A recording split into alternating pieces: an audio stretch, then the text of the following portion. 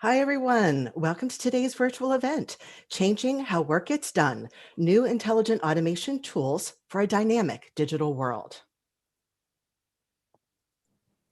I'm Teresa Resick, Vice President of Market Intelligence at AIM, and AIM is your host and producer of today's festivities. And we thank IBM for underwriting today's program, and certainly thank you all for taking the time to join us today. Just want to share a few tips and logistics for participating in today's event, and we do mean participating.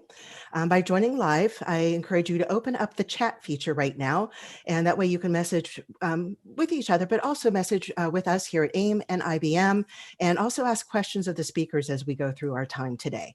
And this is also where I and Kate will also be posting some links in there. Most importantly is the resource link. And at the top of that link is the agenda for the day. So if you click into the resources, it'll open in a new browser tab, and then you will be able to download the agenda and follow along for everything that we have planned and going on here with today's activities. If you do need to step out, please take the survey. I truly value your feedback on how we did today. So again, look for in chat, we will drop the URL in there, but also the survey will launch at the very end of the event. So please, I encourage you to let us know how we're doing. And we are recording things today, and we will be sending a link in about a day or so, just so that you can catch the replay, catch anything you might miss, listen to the good stuff again, but you can also invite your colleagues to come in and watch this as well.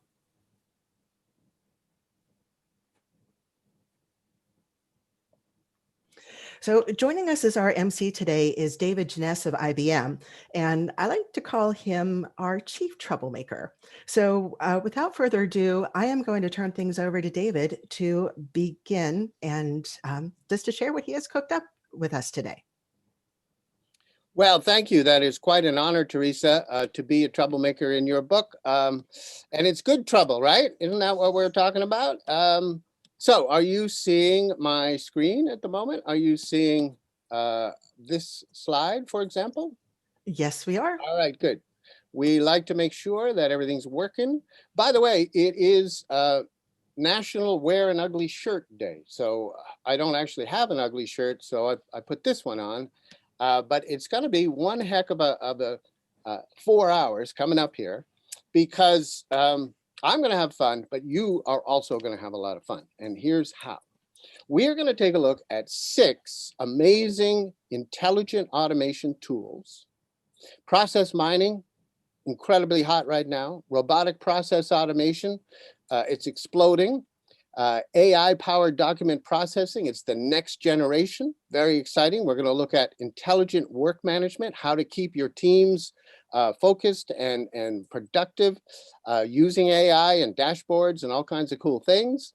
We're going to see a new tool from one of our partners about how to scope and determine the ROI on your automation. And we're also going to see how machine learning and business rules can work together to do all kinds of interesting things that you're going to see. And then you, the audience, are going to vote on which automation tool has the most wow factor. Now, by wow factor, we don't mean the best singer or the best looking user interface, but what has the most impact to your organization? What is it that you're looking for now that would help meet your business needs of being more productive, of engaging with clients better, of engaging employees better, cost savings, whatever it is you're trying to do? Please vote for the tool that you think is the top of the opportunities at your company. It's just kind of an interesting way to see what's what. Now, our team has been working on amazing demos and things for you, but we're also are going to ask 4 automation experts, people that have been in the business for a long time, to comment.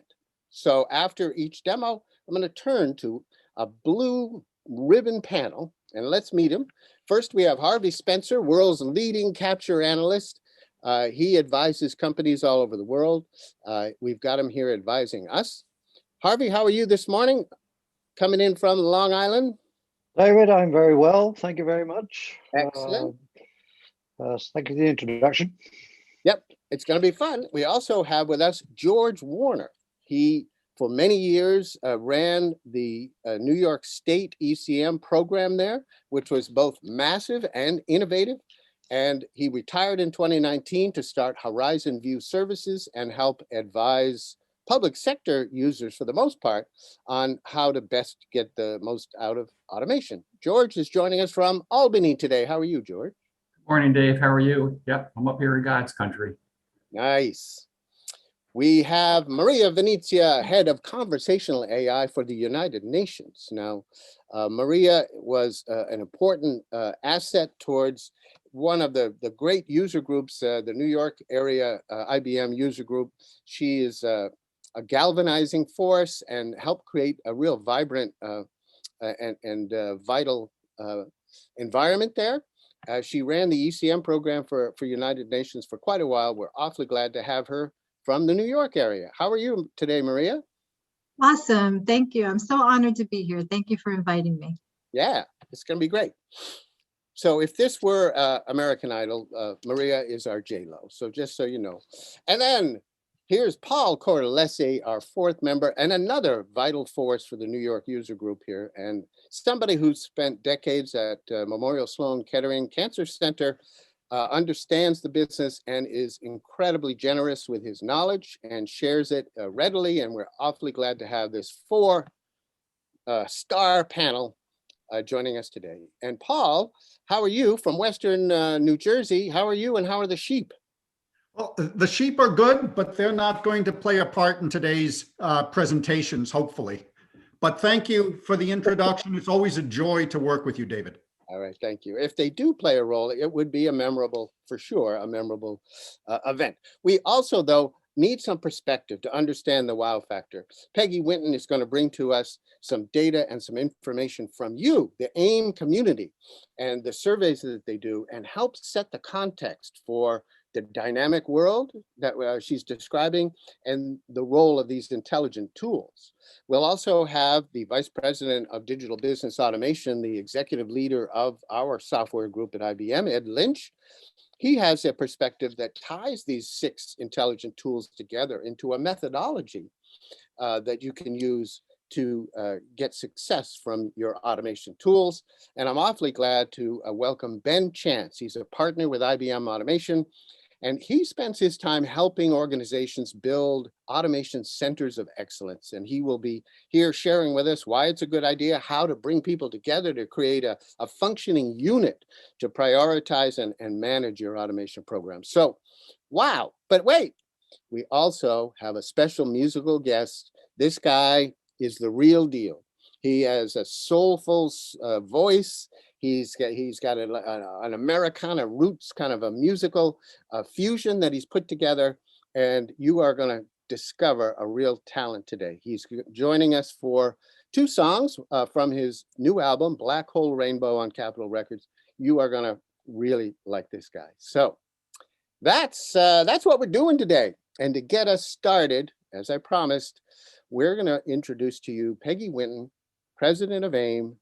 Peggy, it's all yours.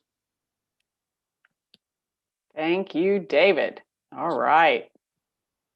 Thank you so much. Let me get things up here. We are obviously in really, really good company today. My goodness, I hope I can do it all justice here. You know, you said it, David, and Teresa said it, but I'm going to repeat the title of our presentation today, our event today, because I think it's so relevant to where we find ourselves right now. And for the audience, one more time, we're talking about changing how work gets done using new intelligent automation tools for a dynamic digital world. Now, I'm not sure if that word caught your attention, but to me, it's really the operative word for today, dynamic.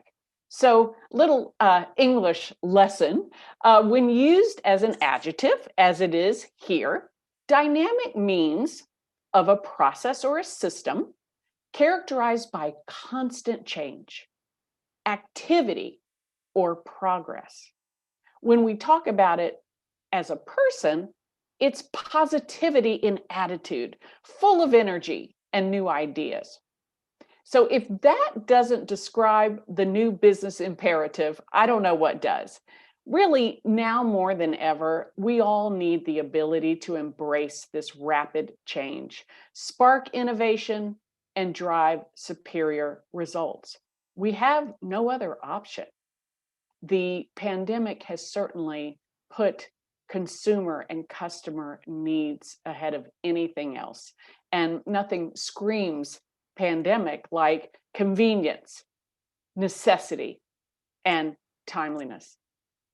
So one obvious way to do that is by transforming our key business processes. Now, if you've been around the AIM community for a while, you know that we've been talking about that for a long time.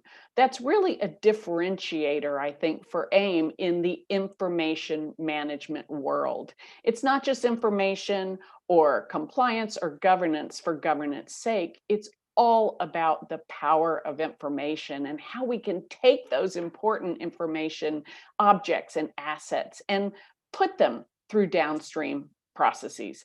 That's where the excitement is. That's how work gets done. And I think that the foundational business process management aspirations and the practices that we've talked about are still very, very relevant.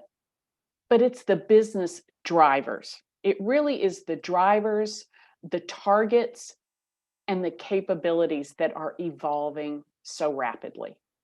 So over just the next few minutes, I'd like to take a look at some of the trends that AIM is tracking in each of these categories. And these are trends that are told to us by our extensive community. It's peer-to-peer feedback that we're getting. And most of you know that we regularly come out to the AIM community and we ask you about your drivers, maybe about your challenges. We collate all that information and we analyze it and we put it in some reports that we hope are easily digestible and also give you some actionable insights. So I'm going to share a few of what I think are the most salient results and findings from those research exercises. So put another way, I want to dig into why are we pursuing these techniques and these technologies right now? What kinds of applications and activities are we targeting within our organizations? And really, how are we accomplishing this? That's where the capabilities comes in. What kind of capabilities do we need in order to achieve those things? You won't be surprised to learn that two reasons that most organizations undertake a process automation project are for efficiency sake, that's reducing the time it takes to complete a process, and cost. 22% of you said that we need to reduce the simple costs of a particular process. That's very understandable, right? Particularly now, as we're all trying to hold on to our cash. Maybe we're realizing some reduction in revenues because of our situation, and we want to do more with less. But there's another set of themes in the data that we're seeing, and that's really reflected in aggregating those bottom three responses. They actually total 55%. They are improving customer satisfaction, growing new revenues, and expanding market reach. Can you see how that's different? Those are a different set of responses. They're really focused on customer experience, customer acquisition, and they're directly tied to the importance that we are now placing on understanding and mapping those cross-departmental processes, because that's where customer journeys are. And we need that to overcome the information chaos that threatens those objectives. That's the dynamic shift from what we've been tracking in the past. So what kinds of activities are we targeting? What does that actually mean when we look at those kind of universal processes and activities within our organizations? 60% of you see production processes as your primary target. Now, those are things that are repetitive and run again and again, usually using a standard operating procedure. But 40% of you look at ad hoc processes. You want that to be the target. And those are things that have more of a high degree of personal judgment. They're usually unique, maybe seldom used. That could even be where exceptions occur. So think about it. You're focusing on production processes, most likely because that's where there's the most pain, particularly as we're trying to expand our focus from individual processes to broader customer journeys. And there's that customer word again. And this is where newer technologies like robotic process automation, RPA, play an increasingly important role.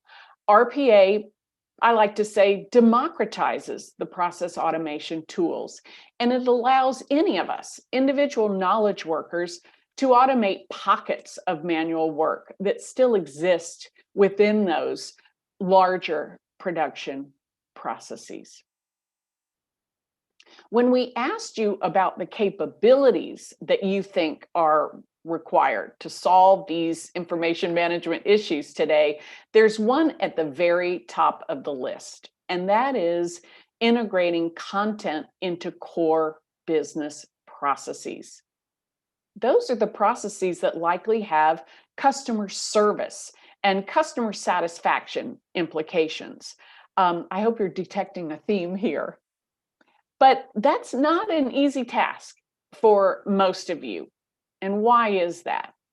Well, another dynamic shift is that a full 54% of the information that you need within a particular business application is actually stored within the application itself, rather than within a dedicated, easily accessible or readily identifiable content repository.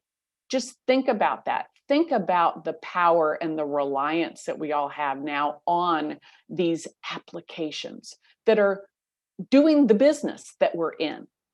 So that's why 75% of you say that simply managing the documents and the content necessary for your colleagues to get their jobs done, and I would add, serve their customers, is a real problem and a real challenge. So we see that many business functions are, I think, reaching their tipping point for automation. And that's the point where automating processes, it just becomes critical to accomplishing core tasks and accomplishing them with any kind of quality or timely manner. This is especially the case where we're receiving information through such a variety of channels and in such a variety of formats. We're realizing that processes simply can't be automated until that unstructured information that underlies them is in a machine comprehensible form, because that's where we get the heft. That's where we get the heavy lifting. So we've really got to embrace artificial intelligence and machine learning tools to take that friction, take the difficulty out of classifying incoming information and assigning the relevant metadata that underlies it to, we can't leave that to humans. We don't like to do it. We don't do it very well, and we certainly can't keep pace with the volume and the variety. So that's where organizations can really speed up the pace of change by adopting pre-built intelligent automation capabilities that make artificial intelligence accessible to the non-technical business user. Our folks at IBM talk about that all the time, and you're going to hear so much more about that and see examples of that in action today. And at AIIM, we've even got a learning course for you that is specifically designed for those of you who don't have a math degree or you don't have an engineering degree. That's the excitement. You don't need to know how it works. You just need to be thinking of the potential applications. And I would challenge any of you listening today that that's a real marketable and desirable skill going forward, to think about processes and what are some ideal targets within your organization for automation. To have that mindset, to think about that and ask yourself why. Why do we need to do this? Why are we doing it this way now? And how can we be streamlining it? That will make you a key member of any project around process automation. So hone those skills. But I say, after all, who better than process owners to lead impactful content-driven initiatives? Again, you're probably at the front line of your customers. And that's really the key driver behind what are known as low-code application platforms. Those are those self-service platforms. They're usually declarative, that allow organizations to really improve those outcomes of all types of work and repeatable business processes. We find that low-code platforms really yield significant and much more immediate ROI. That's understandable. Because rather than require teams of programmers and specially qualified analysts, low-code offers a way for organizations to implement those improvements and those innovations in workflows and systems without any additional support and expertise. You don't have to wait in the queue for your IT colleagues. And these capabilities are being applied to some common activities that you would see every day, like invoice processing and customer onboarding or regulatory reporting. You're going to be seeing that and hearing about those examples later in the program today. So as you can see, the aspirations may not have changed too much over the past few years, but the potential and the results certainly have. I think you like to say, David, that what used to be a guessing game or out of reach for most organizations is now very much achievable. So over the next few hours, we're going to be describing these new capabilities that the exciting thing is that they can be had without massive investment or complicated IT programming. So it's a whole new democratized world out there, right, David? I like that word. I always have. We've watched it over the last few decades, Peggy. It's been promised, and it's finally getting here where more people can use these tools, and that is what we're all about. We're about to take a look, in fact, at what Peggy's just been telling us about. So it's important to see it. So with that, let me introduce our first. Let me ask if George is there. George, we're going to ask you to react to this one. So George, pay attention, because here comes our two colleagues from Paris, France. Harley Davis, our Vice President of IBM Automation, will be joined by Patrick Magard, who will be doing a live demo for us, which is also very exciting. And his session is called Process Mining, or How I Found My Way with Automation. Harley? All right. Thanks, David. Thanks, Peggy. Hello, everybody. I'm happy to be here with my esteemed colleague, Patrick Magard. Let me pop up the PowerPoint, the inevitable first step of any presentation. Looking good. Looks good. Good. Okay. So today we're going to talk about something that's become a real passion of mine over the past year or so. That's process mining. Why has this become a passion of mine? It's for a lot of the reasons that Peggy talked about in her keynote, and I was very excited to hear the messages she was delivering. She talked about, why are we doing automation? What's the value for the organization? We see that organizations want to reduce cost. We see that they want to reduce bottlenecks, that they want to reduce process execution time, increase customer service, which usually means having efficiently and precisely executed processes. And there's a lot of capabilities that we have at our disposal to make processes more efficient in the enterprise now. We talk a lot about RPA, we talk about business process management, about content management, about decision management, all of these capabilities that we have and these great objectives that we have. How do we bring the two together? Well, process mining is one key to the answer. Right now, when you embark on an automation journey, how do you go about doing it? How do you know where the right place is to apply automation, how much it will deliver to your organization, and what you should do? What's your roadmap?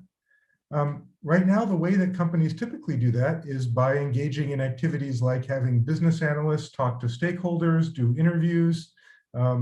They talk about, all sorts of things, but it's done in a way that doesn't necessarily deliver the right value. Why is that? Because when you do your planning based on things like interviews, people tend to report on the latest problem they have. They tend to report on outlying problems that happen to occupy a lot of their time, but they aren't really looking at the aggregate data that determines how enterprises actually work. The exciting thing about process mining is that it's a data-driven way to figure out how processes are actually being undertaken in the enterprise today. So what do those processes really look like based on data of how they're being executed? Where the bottlenecks really occur by doing deep analytics on process execution, being able to understand where automation can be applied, whether that automation is in decisions, whether it's in RPA bots, whether it's in end-to-end choreographed processes, whether it's in document capture, whatever. We can understand where to apply the automations, and then we can do a simulation based on the model of the enterprise that we get from analyzing the data. We can simulate the impact of potential automations and understand the ROI, and then we can keep applying process mining on an ongoing basis as the automation journey continues to make sure that we're getting the benefits that we thought we would, and to understand the next steps and where we can take advantage of automation next. So as you can understand, that's pretty exciting. How does it work? Well, basically it starts with data. And where does that data come from? The data comes from really two different sources. The first source is event logs from business systems that people interact with. As you log into your back office order management systems, your accounting systems, your sales management systems, your CRM, all of your different systems, that generates traces. We know when what person logged into which system at which time and did which activities. All that information is already available today. In addition, we can record events that are happening on a user's desktop. In other words, we can install an agent. We can let the agent run over a period of time. We can monitor, of course, just the events that matter for understanding the business process that we're interested in. But over time, we accumulate an understanding of how people interact with systems and what steps they take, how long it takes to do them. We can feed these event logs into an analytics engine, which is the heart of process mining. We can do the kind of discovery that we talked about, generate analytics, and then generate this digital twin of the enterprise, this model of the enterprise that lets us do simulation. And that has an impact on how people do their work. And that's where the automation journey really gets written. The roadmap for the automation journey really gets written. So there's really, three steps that I talked about. The first step is a discovery step. It's where we find the data that represents the process execution. Where does it currently sit in the enterprise? Or we generate that data ourselves by monitoring people's process-related activities. And then we can do things like process discovery. We can do task mining, which is this ability to dive down into how people work on the desktop. We can do business rules mining to see how decisions are being made in these processes. And we can drill down into different steps in a process to see how they're being executed. And that lets us do analytics to do things like KPI checking for compliance. In other words, how does a process execute versus how we think it is as codified in a reference process that we can model? And where are the real root causes of process inefficiencies? Where are steps that are being repeated over and over again? Which steps are taking the longest? Which steps cost the most? Where's their repeated work? And then using the digital twin that we've created, we can say, well, what if we applied automation here? What if we replaced this human decision-making step with an automated decision-making step? What if we replaced this repetitive task with an RPA bot? What impact does that really have on the execution of our processes? And the digital twin lets us do that kind of simulation and understand the impact, and then pinpoint where we really want to focus in the automation journey. We're looking for all sorts of different things when we do this. We're looking for the key business KPIs that drive our success, and how do we monitor and improve those KPIs over time. So whether that's execution time versus some regulatory necessity, or whether it's some level of rework that we don't want to do or whatever. Where are there inefficiencies? In other words, where do we get stopped up in the process? Where do we end up waiting for people to complete things? Where are there decisions that are made inefficiently? In other words, where should we investigate more deeply? Where are people making mistakes? Where is there rework? Where do we have to redo steps of the process because we did something wrong? Where are people spending time, for example, reading information out of documents they get in and putting them into downstream systems instead of extracting that information automatically, as Peggy alluded to earlier? And therefore, where are the opportunities to put in place automation, whether those are bots, decision models, choreographed workflows, capture from documents, whatever that may be. And this leads to a strong tie-in between doing process mining and doing the other capabilities that you'll hear about today. We have this tool at IBM called BlueWorks Live, which is a process modeling tool. By leveraging the reference process model that we create using BlueWorks Live, we can do compliance checking, and Patrick will show what that means in a minute. We can automatically generate BPMN diagrams from the process diagrams we extract using process mining analytics, and that can be the basis for downstream choreographed automated workflow. We can understand where bots will make a difference, and we can understand which process variants down to a fine level of detail we want to put inside our bots ahead of actually writing them. We can understand where decisions are being made, and in some cases actually extract through inference, what are the rules that are being used to make those decisions, and that can be the basis for creating automated decisions using the tooling that Curtis will describe later. We can do capture. So I want to talk very briefly, and Patrick will show you exactly what we mean with this example about one of our customers called Credito Emiliano in Italy. They had an issue, a fairly common issue, not one that they really wanted, which is every year a certain number of accounts have to be closed, whether it's due to people leaving the bank or opening new accounts and closing old ones, due to whatever change in a personal situation. And of course, there's a regulatory requirement and a customer service requirement about how fast that account closure has to take. And the bank was not meeting that regulatory requirement in a significant number of cases. There were lots of rework steps, a lot of manual steps in the process, a lot of deviations, and they didn't really understand where these were coming from.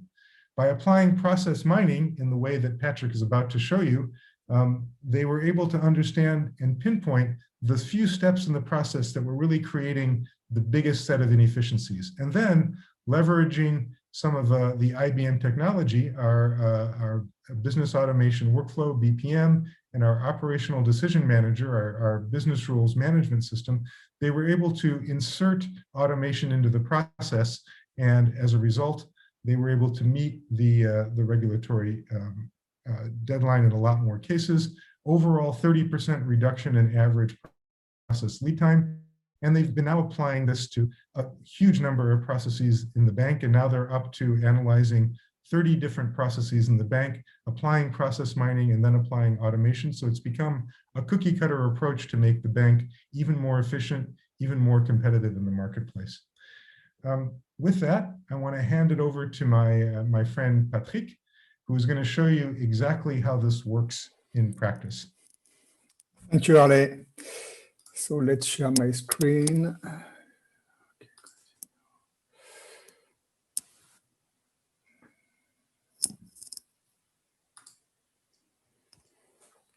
Okay, I hope that you are seeing my screen correctly.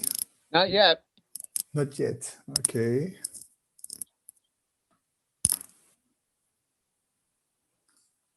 It's coming. There we go. Okay, yes, I had to click on some button. Good. So thanks a lot, Ale. So yes, so I will be illustrating more or less exactly this trade example that Ale just described. So let's see this thing that we call process mining, which is highly based on visualization and insight, and you will see everything that we can discover from all those tools that this product is providing. So as we said, we are starting from the data, and so here we are in the data source window where we can load some very simple data formats that we can get from various sources. And so to go very fast on that, you just need to have a start date, a column for representing the activities, and then you need to have an ID that will help putting together all the events that belong to a particular process case. Okay, so here basically we have 730,000 different events coming from various systems from this bank, some BPM applications, some workflows, some enterprise specific applications. And so out of this event log that we have loaded, we can instantly get some extremely visual representation of the process. So here we have a summary of this account closing process. So you start by, the applicant creating a request, and you end with the account being closed by the back office. And between all those steps, you will have various cases, various situations.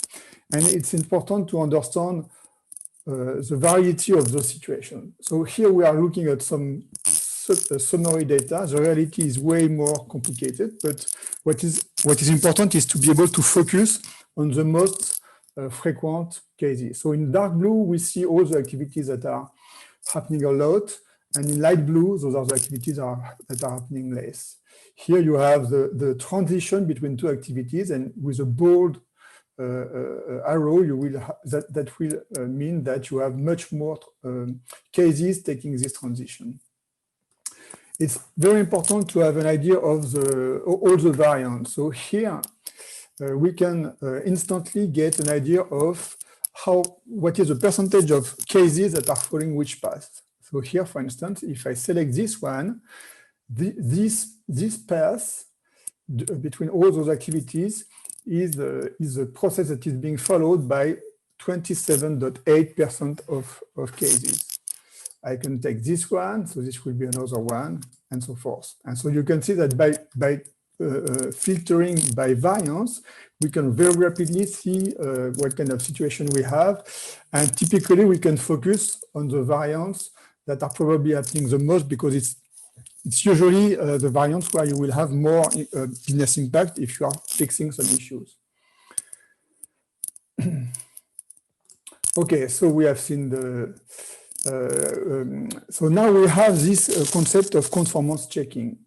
And it's very important to understand when you are looking at a process, which case is conformant and which case is not.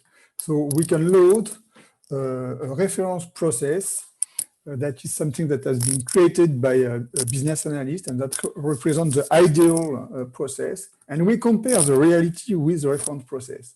And so here we see in red the activities that are not part of the reform process, and the transitions that are not expected. And here you have a list of all the analysis. So you have the root cause analysis for each non-conformant variant. So it's very interesting to have this kind of insight. Okay, so we have seen the visualization per performance or frequency, and now we can look at the duration. So the duration is also something that is key. You want to understand which activity is taking a lot of time, where you have a wait time that is very important. So here we can see here that we have 21 hours between this one and this one in average. We have also other information like the number of resources out of the total number of resources, and then we can highlight the activities that are taking the most time, because maybe those are the activities where we would like to do some improvement. So for instance, here, if we are looking at back office service closure activity, we can see that this is taking 52 hours between the start and the end. And we have other very interesting activities here that we would like to better understand. So in order to better understand those activities, we can leverage on what we call task mining. So what we are going to do is to install a task mining system on the user desktop in order to record specifically what this person is doing during these activities. We do not record all his life and all their actions. We are respecting their personal data and any kind of other work that they would be doing outside of this particular activity. So we zoom on this activity and we can record the actions. And from this recording, we can create a new model that will represent very closely what those persons are doing on their desktop. And so by looking at that, we can see that for this back office service closure activity, we take in charge the client. There are some phone calls.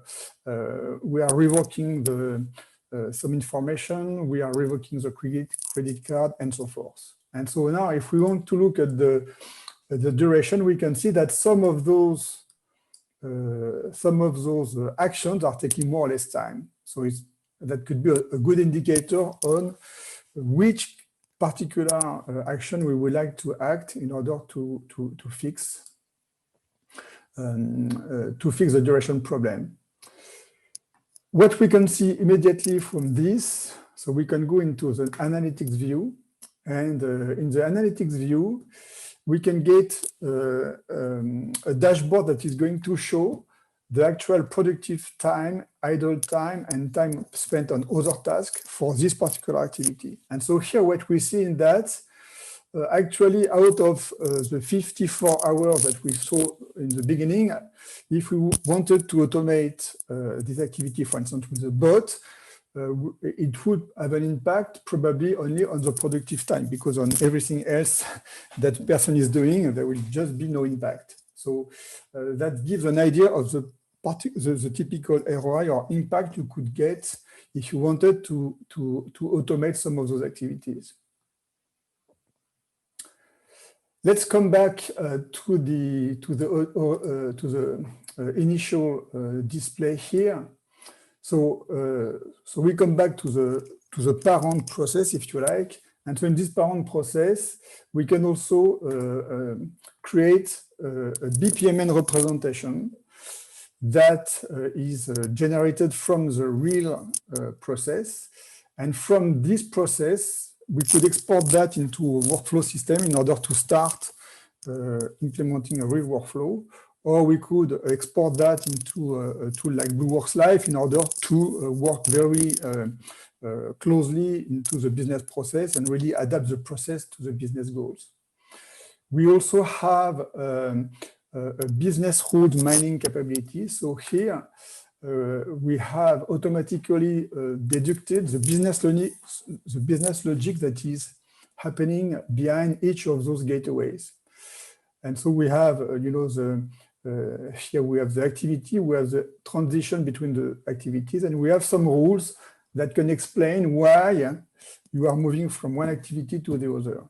And so from those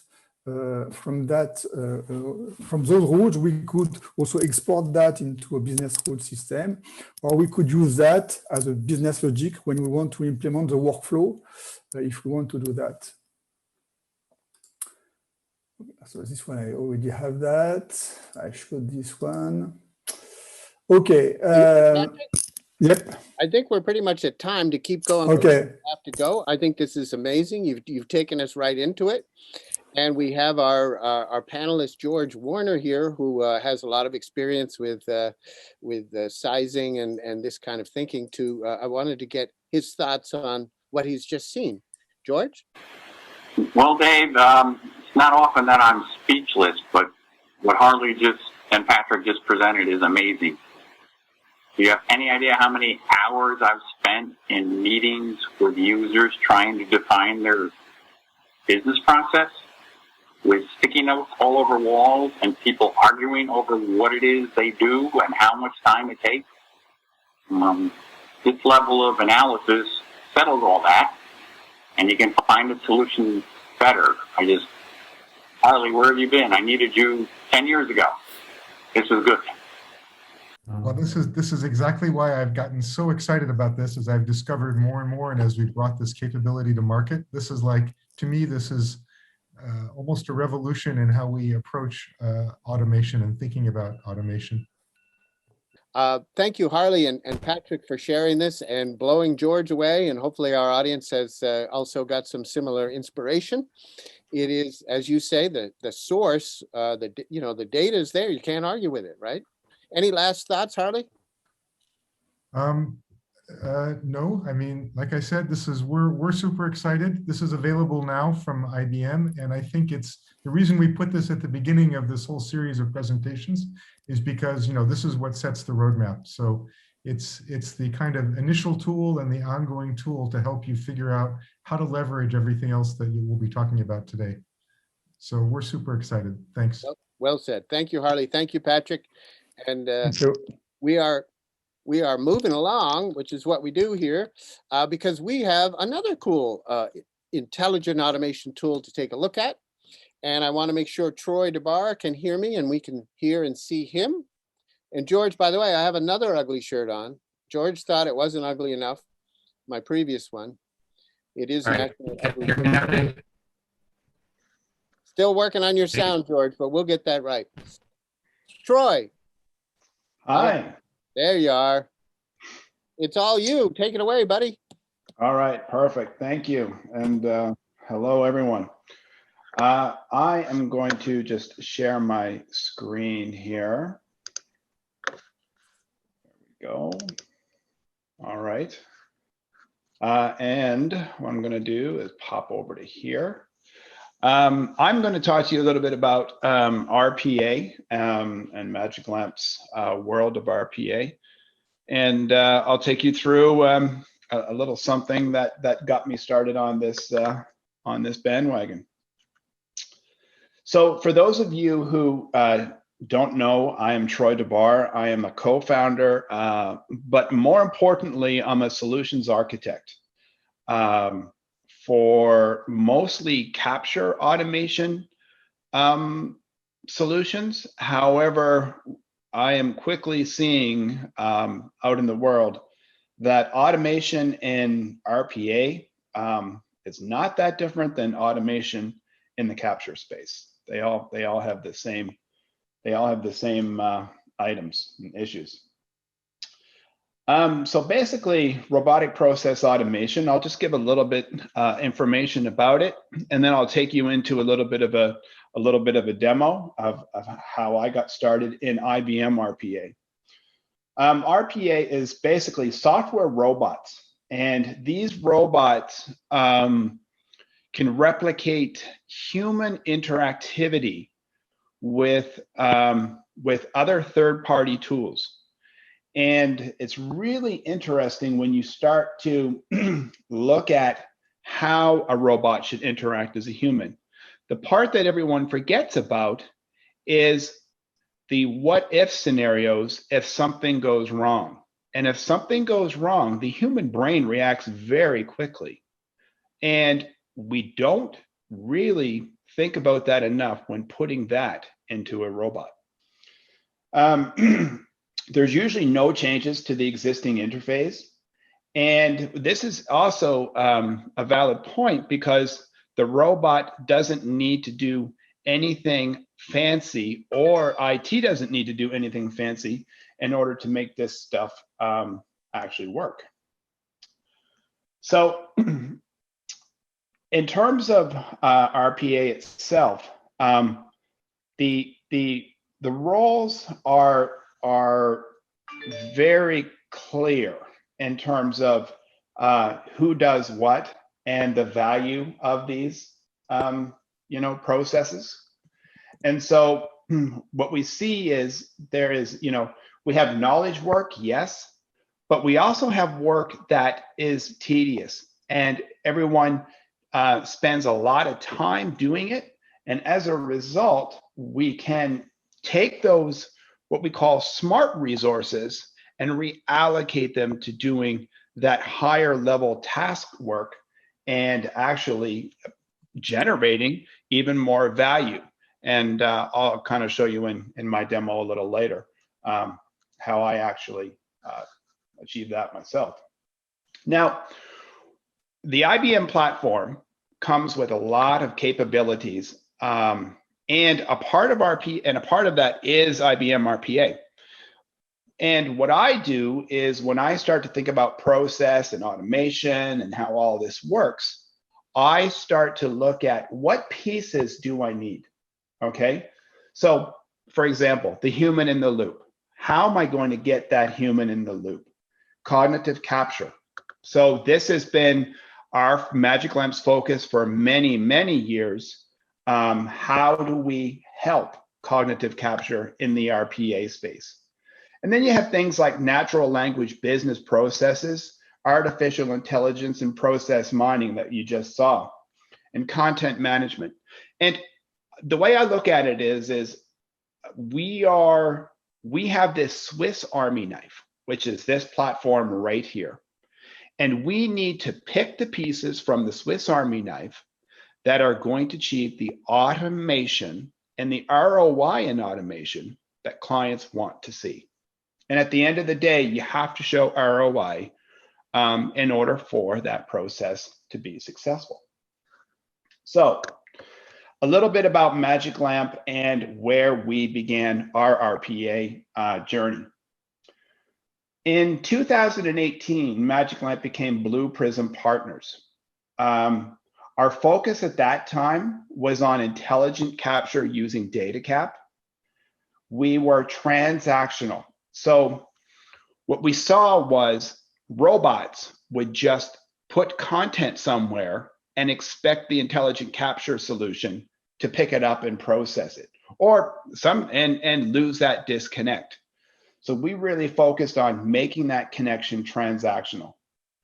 Our approach between RPA and intelligent capture is delivering 100% of data accuracy to downstream robots. And this is really important because what we see today in the world is that all the RPA providers are providing OCR extraction and ICR and so on. But just because that data comes back doesn't mean that it's accurate. So what we do is our mandate when we bring in intelligent capture is we want to deliver 100% of data accuracy. Therefore, robots downstream can do their job and can do their job quite nicely. And the last thing we did was we created a Blue Prism DataCap RPA connector. And what it is it's a robot for the Blue Prism platform that allows that robot series to send documents over plus metadata over to DataCap. In 2019, we supported the IBM's Automation Anywhere initiative. And our focus at that time was a little bit different. We supported the process around that. And what we did was we looked at how to better connect Automation Anywhere and with our Blue Prism or with our data cap solution. That's funny, my timer just went off. And the other thing that we did was to help facilitate this, we actually took that same connector that we wrote for Blue Prism and we turned it into a library that the robots of Automation Anywhere could use to provide that transactionality. Now, a presentation wouldn't be a presentation without some use cases. So the first use case that we have is basically we worked with a customer. They had a lot of organizations, a lot of ERPs, and they already had the robots all in place. Okay, so with those, our goal at this point in time was we were receiving all the documents from all the robots. However, that was incoming. The outgoing was a series of robots that could communicate to all the ERPs. So our approach to capture for this solution was we needed to make sure that when we ingested these documents through the robots, that we knew exactly where they were actually to go when they were all done with DataCap. So we would send out the final documents to the RPA robots, but give them enough metadata to let them know which ERP they needed to go into. The next one was a PNC insurer where we sent accord forms. The accord forms were fed into DataCap, and then basically we were using the RPA robots to get us further information from those third-party systems. Now, you know, there's issues that come with that, like what if the robots aren't fast enough? What if the network is too quick? So what we do in Capture is we would send all the information out to the robots. We would place the batch on hold, and we'd wait for the responses to come back from the robots. Well, the first thing you got to think about is how would you tell DataCap to wake itself up? Well, what we used was another robot. So as soon as the data was given back from the third-party systems to DataCap, another robot was used to wake DataCap back up and continue on with its processing. That's the kind of stuff you have to think about when you're trying to consider and design solutions that are, you know, full automation. The last one is, I got to get a public one in here, which was the federal government of Canada. This actually was an interesting scenario where they actually had documents that were coming into, so all the users within the federal government placed their documents into IBM FileNet, and they went into one big bucket called to be filed. Although they did have a directory structure and everything, they didn't want the users figuring out where they should actually go.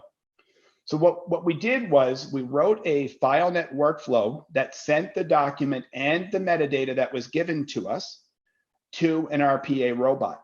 The RPA robot then consumed additional information from logging into other third-party systems, took all of the information, logged back in as a human in the FileNet system, and reclassified the document in the actual folder structure within FileNet.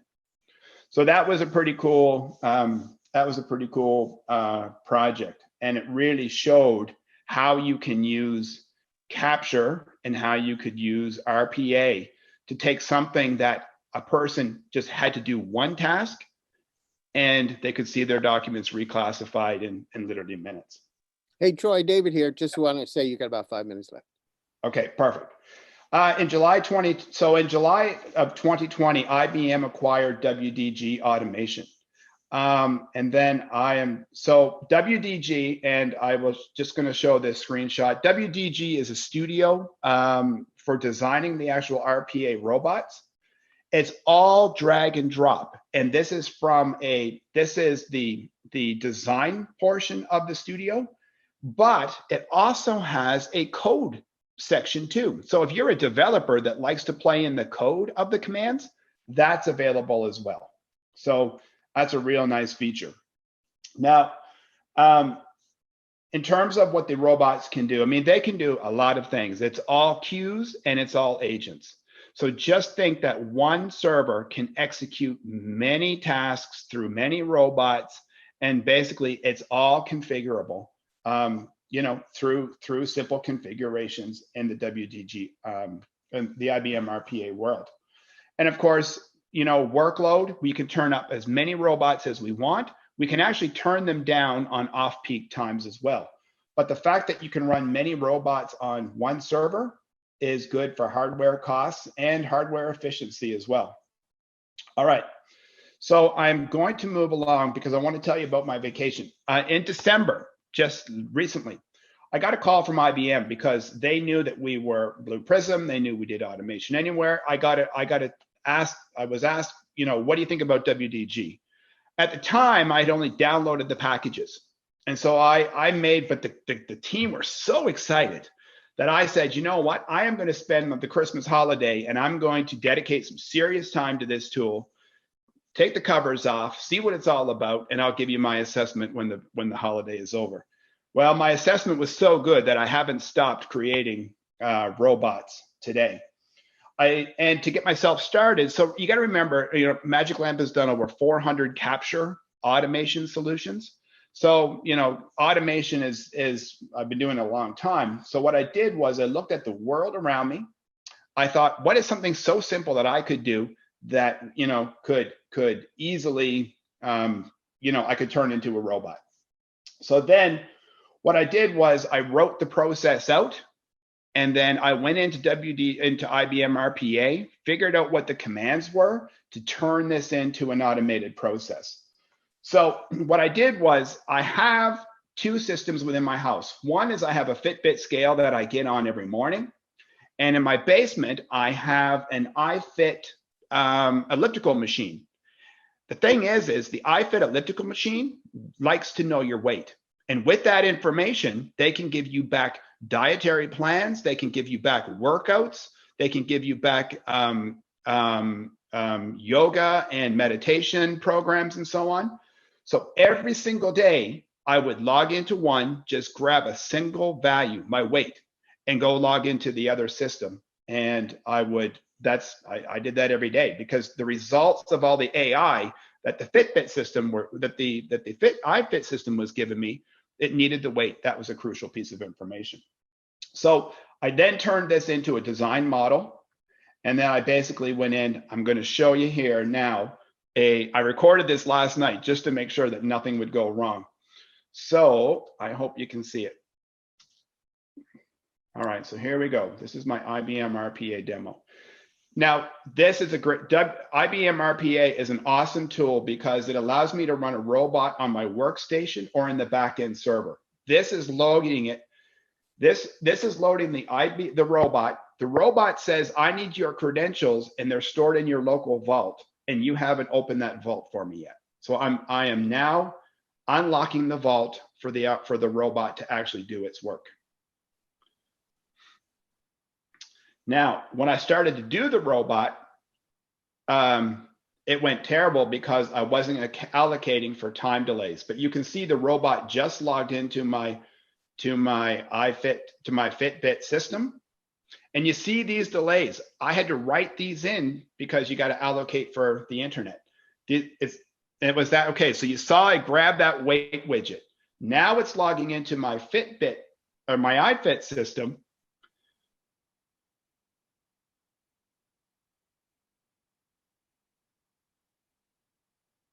And there's a delay here because I needed for that meter to see it's stuck at 74%. So I had to I had to allocate for these time delays within the actual process. So now it's going to hit the log and the weight, and it logged that weight. This process runs every single day at 10 a.m. And then I get notifications from from the Fitbit system on all the great recipes and so on and so forth based on my weight. So what are the next steps for Magic Lamp in this space? So Matt, we are listening to the RPA community. They are telling us that things are still not transactional enough. So we are really focused on the transaction. Although data is being captured, it is still wrong. Magic Lamp, we're going to stick to our methodology of delivering 100% of the data downstream to the RPA bots. It's paramount. We got to have good data. We are going to focus on areas of errors and bottlenecks. So what we concentrate on what happens if. The other thing that we're doing is Magic Lamp has an OCR cloud pack, which allows other tools to actually call services from Microsoft, AWS, and Google. We are transforming that now so that these will be simple commands in the IBM RPA workspace. All right, that's my time. Wow, thank you so much, Troy, for sharing us your methodology. You took us on your shoulder and you carried us all the way through. It's a real privilege to be able to see that. And we're going to turn to Paul Cordelesi now, who certainly knows a few things about health, for his comments. We've got about 3 minutes, Paul, just to hear what you have to say about what you saw. So first of all, my initial comment was I've been on vacation a lot over the years, and I have never once focused on my scale as a part of my vacation. So I welcome that as something perhaps that I can look forward to next year. But I just don't know if it's going to be beneficial for me at the end of the vacation. I was thrilled that you took, though, that time to do the classic hello world that we all do, all of us who are developers. We all take a period of time and we take an application that's very close to ourselves in order to learn how that software and hardware works. And it was, to me, absolutely thrilling that you were able to find a very local use case for this, because the idea that we are connecting to our health data is something that's of critical importance to us now. A year ago, as we started learning about this COVID disaster that was going to completely transform our world, it wasn't a surprise necessarily that we have been able to pivot to a remote workforce. But in the healthcare world, where the real challenge was that we are pivoting now to a remote set of clients. We're pivoting to remote patients. So we have to be able to reach out to those patients where they live using the healthcare tools and systems that they may have available to them at their own homes. And being able to do this through RPA is, to me, a great leveler. It simplifies the whole process, and it allows us to move that patient relationship, which used to rely on bricks and mortar, out to the homes and to the locations where the patients are. So well done. Thank you very much. I'm also thrilled that RPA works so seamlessly with FileNet. I'm going to make sure that becomes one of my use cases as well. And well done, sir. Thank you very much. Thank you, Paul. And we're going to keep on moving. Teresa's got a very short public service announcement, and then we'll have our next presentation.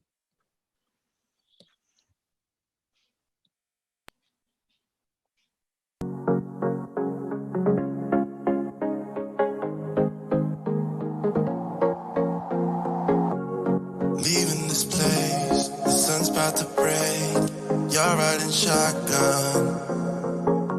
The feeling we chase, I'm wide awake. Take me away now. 'Cause I won't go down the same old path again now. No, I've been running out of air, so let me catch my breath. Feeling I've got's making me crazy. If I'm having a good time, don't you blame me. Yeah, this feeling I've got's making me crazy.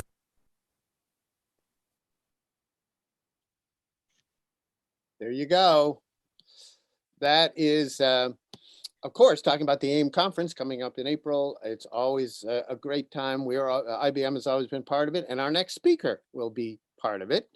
And that is Elaine Lowry, Executive Director of Offering Management around Content Services for IBM. And she has a very exciting intelligent automation tool to share with us. Eileen. Yes, you are. And if you can go to slide 3, David. As you heard from Teresa early on, there's a lot of valuable information inside documents, and many of you are looking to ensure that that is connected to your ERP or CRM, because there's just a lot of valuable information inside your content, inside your documents, and you're connecting those to your processes, and those processes are actually relying upon that data to execute very well and efficiently. But the fact of the matter is that while you've probably been able to do that for certain documents, and that's very specific information you may need, just with the explosion of documents these days in many different formats, the fact of the matter that you can just whip up a document very easily and very quickly in today's world, the fact of the matter is that there is very valuable information still locked inside, and that has become very manual. It's become costly because of the fact that it is manual, and it's slow because it requires humans to actually work through those documents and find the information inside. And so if you move to the next slide, David. AI has had this promise of helping here, but it's been pretty difficult in the last decade to actually implement. You require data scientists to actually train these systems, to deploy them, to manage these sophisticated models. You've needed thousands of sample documents, with data that's labeled, which again takes time, right? It becomes manual to gather that data, to train the models, to ensure the accuracy is used before it hits those mission critical processes. So what have we been doing at IBM? If you move on to the next slide, David, we've introduced a new service in December of last year called Automation Document Processing. This is within the Cloud Pak for Business Automation, and it is a set of AI-powered services that actually can read documents. I can extract that data from the unstructured documents. It can refine that data and then apply that to those workflows, those applications that you need to then continue processing. And so you're probably, wondering, well, Eileen, just on that last slide, you told me that AI has had promise, it's difficult. What have you done? What has IBM done to magically relieve you all from having to need data scientists, from having to collect all these documents? And that's really what the right-hand side of the chart is we've created a set of low-code applications, templates, and toolkits to really allow users to quickly build and deploy those document processing applications. And you're going to see that in the demo. That allows, of course, then you to process transactions faster, because you can feed, the output, as I said before, is high quality data. And you can feed that to business applications, to workflows, to PA bots. And I'll talk a little bit more about that. At the same time, we've also integrated this with IBM FileNet. So as you classify those documents and as you extract metadata, that enables you to actually then be able to search on those documents or drive compliant lifecycle management, because you can key off of that metadata for automatic retention, for example. So really bringing together not only the capture or document processing elements of the lifecycle, but also now the end and the governance aspect, because we're integrating with FileNet here. And last but not least, and really tying into the AI point, is that we're producing trusted data with deep learning. So we're going beyond the past of just AI and needing to collect thousands of samples, documents, as I said. We're providing out-of-the-box deep learning models for a select few, and I'll talk about those in a minute, to help really expedite that processing of classification and extraction. We're applying Watson technology from around NLP to actually be able to create custom extractors. And we're using AI-powered models to actually enrich data, which is a lot of what, if we go to the next slide, David, I talk about here in terms of producing trusted data. In the past, we very much, you might extract a piece of information from a document, like the policy number of 1, 2, 3, 4, 5, 6, 7, 8, but you don't really have the context for that data. You don't know that that might be actually the property policy or home policy insurance number versus the flood policy insurance number. And so what we're really focused on here is not just extracting data and using AI to extract data more easily, but provide context with that data, provide, the labels, the information that goes along with this, so that not only are you able to expedite that classification or expedite the extraction, but you're actually able to now, with deep learning, transfer that learning. So what does that really mean? What that means is that you're actually not only needing fewer samples to train your models, but that you're able to actually use the knowledge of one type of document, maybe that's an invoice or purchase order, and apply that to a set of documents that the system has not seen before. And this is where it becomes extremely helpful to, again, be able to extract information from documents that are outside, your everyday, or where you might have a slightly different format. Because as I said before, the explosion of content has really resulted in no standard format of an invoice, or no standard format of a purchase order. There might be some information in places that normally didn't exist, or now there's additional information that's been added that is valuable to your business process. And so really focused in on using deep learning with AI to extract, to help classify, and to enrich data itself, and extract things beyond just text, go into checkboxes, tables, and we'll continue to add additional capabilities and enhance this even further throughout 2021. So if we move, David, into the last slide here before I get into the demo. As I said before, this is really all about enhancing and extending your existing business processes and applications. So from a capture standpoint, you just heard from Troy about data cap a little bit and RPA. And here's where you might have a perfectly useful capture application already, but there might be information in those documents that you're currently processing that you're not extracting because you don't necessarily have the time to go back and set all of that up. Or again, you might be processing different forms or formats of documents. So now you can use document processing to extend your existing capture applications. We have it integrated with data cap so that you can push batch processing, that you may collect in data cap, or your scanned or faxed documents, and ingest those in data cap and push them to document processing for further processing. At the same time, as you saw in the diagrams, and as I mentioned before, the output is high quality data.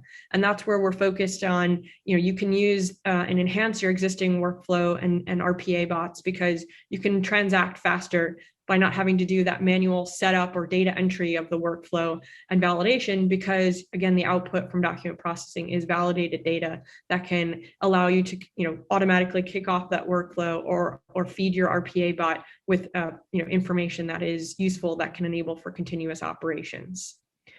So David, without further ado, I do want to get into the demo. All right, so as I said before, we have the ability to process a single document or a batch set of documents. And I'm going to show you today on the runtime side a single document, and then we'll get into showing a bit on the training side of the setup and design time. So we're in the Cloud Pak for Business Automation here, and I'm logging in. And I'm going to be able to select my single page document processing application. So you can see Bill Single App there. And again, you saw the batch one if I chose to do that. I'm not going to show you actually building the application, but again, we're using our template here and low code tools to actually create this single app processor. You just saw me add the document that I do want to actually now process itself and review. And there were a few things that were uncovered as far as some issues. And so you can see here that I have the ability to look at all fields, if I really wanted to go inspect everything, or just fields with issues. And we break down the issues by errors, warnings, informational messages. I can choose exactly what I want to view as far as some of the extraction issues that occurred. The first one that you're seeing here is the phone number. I'm going to dismiss this, even though it looks like ABCD was odd. At the same time, there's another validation that failed here, which is the actual payment due date. You can see that it picked up whenever, but I also have the ability to see there's another option that was picked up in the extraction, which is 6/30/20. And where that's picking up is actually on the second page, there is a better, more accurate due date. So I'm actually going to select that and correct it. The third error or warning here that was picked up is this $10,000 shipping amount.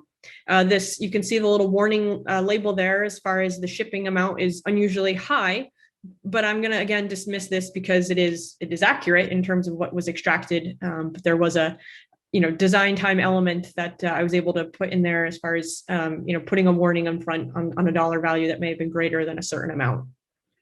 I'm going to save those changes, and that's feeding back into the deep learning models that I was describing before in order to improve upon extraction in a future state. So you can see some of the metadata here now that's associated with this invoice itself. But now we're going to flip over to the design time, right? So everything that I was just showing you was in the runtime, extraction of information. Again, that was a single page that we were processing, but you can imagine in a batch scenario that you might have processing of many different documents and things to review. But again, you have the ability to focus in on the errors versus the warnings, and you can really control what it is that you need to do based on your business risk and tolerance. So now we're on the design side time here. I'm going to go into my automations. I'm going to work on a project that I previously had, which is focused in on a purchase order. I'm going into my project here, and the first thing that you're going to see is my guided sort of view of the different things I can do in the design time, from document sample types, uploading documents to help as I want to train for classification and data extraction. So you can see I automatically have 5 different types. On average, there's about 10 samples per. This is all to help expedite what I would do in the case of being able to do classification and extraction. I can update that and upload documents. For the purposes here of more of the interesting things, I'm going to skip over that and get into the actual classification and extraction. So I'm going to update my classification model here. What I'm going to do is I'm actually going to show you a little bit around the classification itself. You can see here that I have those different document types, 5 different ones that you see, and I'm going to go into training the model here. And the first thing that you're going to see is that there is a model number 1, which has 100% accuracy. Now that's not always going to happen, but what we're going to show here is that you have the ability to actually go deeper into the models themselves, actually show comparisons across the different models.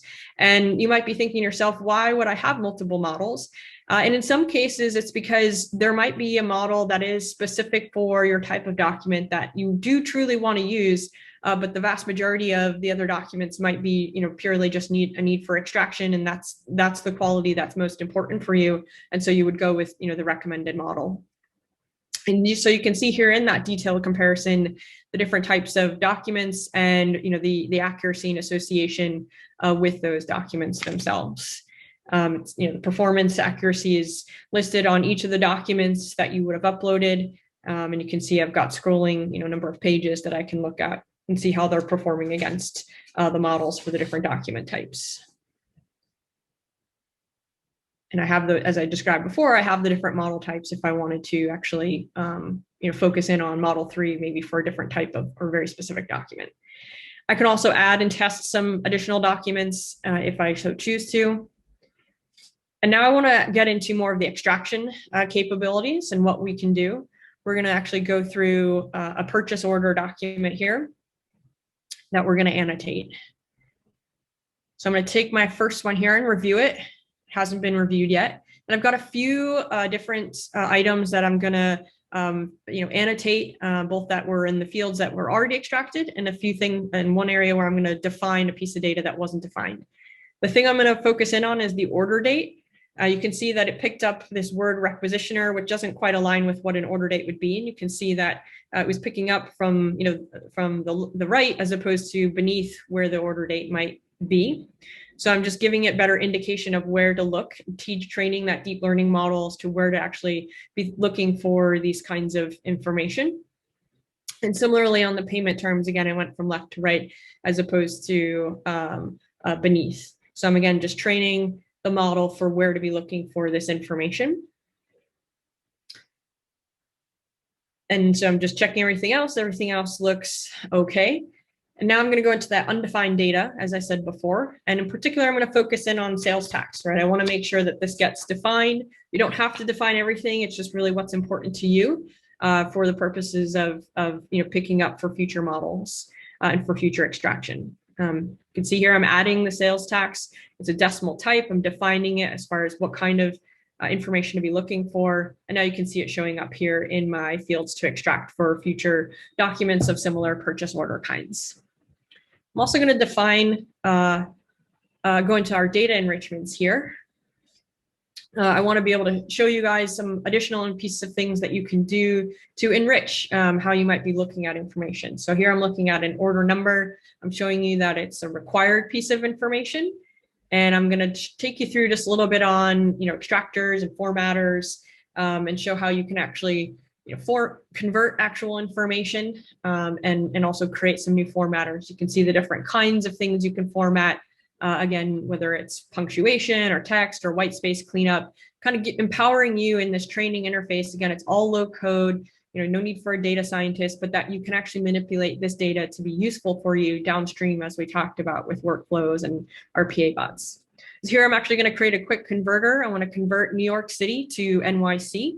So that, again, that might be the key that I'm picking up on for my downstream applications. I'm just showing you that one real quick. So you could do the same thing for other cities. For example, Los Angeles could be LA.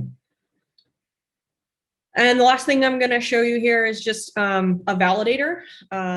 We have a default one here, and I'm going to actually create a custom validator for a shipping amount. So I'm going to add that. And I'm going to create new. I'm going to call it length check. Issuing a warning. So if you recall back on the runtime side where we had a warning that, on the shipping amount was too high. In this case, I'm creating a warning around the length of the value, maybe too long or too short. And I'm adding in the pattern of what that shipping amount should look like in terms of the number of, decimals in this case. And you can see I'm just adding that quick, custom validator for that, again, on the runtime side of the house, where I might pick up things that weren't accurate. So that's the quick, demo in a nutshell, just giving you a glimpse as far as what you can do from both the, the design time and empowering an average user just like myself to actually be able to extract information and make it useful for myself and, in any kind of application. Thanks, David, for try number 3. Thank you, and it worked. Thank you all for your patience. And I'm going to ask Harvey for a minute or two. We can dig in a little bit longer during the panel, but what are your initial thoughts there, Harvey? I love the emphasis on accuracy. I think that AI is not useful unless you've got an inaccurate foundation. So and so I think the emphasis on accuracy and putting trusted data out there is key, and a lot of these systems don't necessarily focus on that. Also thought you checked off the boxes, Eileen, in terms of low code, faster, extract, and then produce the trusted data. So 4 items. I always like 5. I would add a 5th of evolve with new data, evolve for new applications, because what's happening, I think, is as you said, there's key data locked up in documents, but sometimes when regulations change or compliance changes, people need new data. and so the dynamic aspects of this and the low code makes it very easy for someone to change. Magnificent. We can dig in a little deeper during our panel discussion later this afternoon, Harvey, on this. So thank you very much. We're going to jump to Matt, and we're going to learn about workflow management. We'll come back and do this because it's very important that you see this and you can vote on it later. Matt Warda, he's going to show us workforce management. Are you able to jump in? Yep. Can you hear me and see my screen? Yes. All right. Excellent. So for sake of time, I cut a few things out, but we'll see if we can get this all pulled in here in the time. So thanks, David. And I'm Matt Warda. I'm in charge of our workflow intelligent capabilities within our Compact for Automation and IBM Automation as a whole. And Let me just move this one annoying thing out of the way. So what do we mean by intelligent workflow, right? So it's really about looking at our process automation and digital process automation capabilities and looking at how we can infuse machine learning and AI capabilities with self-learning models that can be extended at runtime and at design time to really allow you to create this digital twin concept across your front, middle, and back office operations, right? And we're really focusing on how can we help you maximize your overall organizational performance? How do you gain that resiliency, right? That ability to absorb and react to change. And I think we all know why that's important in today's constantly changing world we live in. Also, we want to focus on how do you get new products to market, new services? How do you create, build, and deliver value across your work streams and value chains of your organization and improve your overall employee and customer experience? Those customer journeys that were mentioned, in the kickoff earlier today, is really all around how do we really affect your employees and your customers at scale by leveraging automation so you can eliminate costs, you can get that consistency and predictability.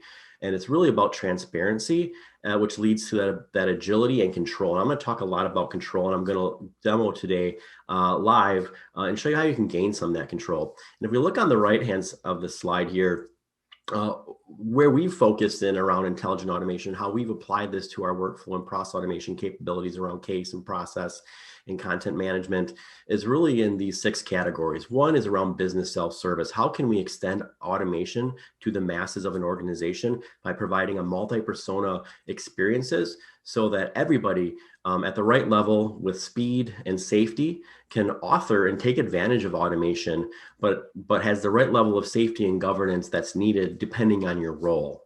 And that's very important to us. And that's that whole low code, no code, capabilities that are so valuable within your missions. We also focus a lot on what we call AI work management. And what does that mean? So when we've looked across and saw how people are applying automation, how they're applying machine learning and intelligence, a lot of it's been applied about how do I do the work? We've really looked at and said, how can we use AI to help you manage work, right? Really taking on the job of a manager, a digital manager that can really look at and optimize the work across your organizations, your people, by observing their behaviors. And that's something that we have built into our platform around task management. We call intelligent task prioritization, where we use those predictive analysis to really score work and actually route the right work to those people that are best suited and doing that work at that point in time. And that little 21% that you've seen there is a lot of the research that we've done saw on average a 21% increase in team throughput by just using some of these AI capabilities around work management and prioritization. But we also didn't forget about how do we help you complete work more quickly. And we all know about RPA and the great discussion that was had earlier and how that can help you automate work. But we're also looking at it from how can we help that knowledge worker, right? By using what we call decision recommendations, where we look at previous performance and decisions that were made on activities within your workflows and processes and actually give you guidance based with a coinciding confidence level of, okay, here's what we recommend. You should approve this claim with this amount of confidence, and here's why. And then you can choose to take that or not, right? But it's really looking at helping you with making better decisions more quickly within the completion of work. Of course, we always want to know within an workflow, specifically today, we have this orchestration that's needed between human and digital labor, right? To help reduce costs, improve efficiencies, and really gain quality. And there's that end-to-end collaboration and back and forth that needs to happen when you look at an end-to-end process flow within your organization and how they best complement one another. So it's a big focus that we've had within here. And then that next is around just natural language or working the way you do. How do humans work? How do you want to interact, right? In our natural language capabilities of how you can interact and explore the performance of your organization, how your workflows are performing, how your teams are performing, and do that at time of need without having to go and ask a data scientist or an analyst to go and do that for me. I can just ask the system and query and go back and forth in a conversational format to get that insight.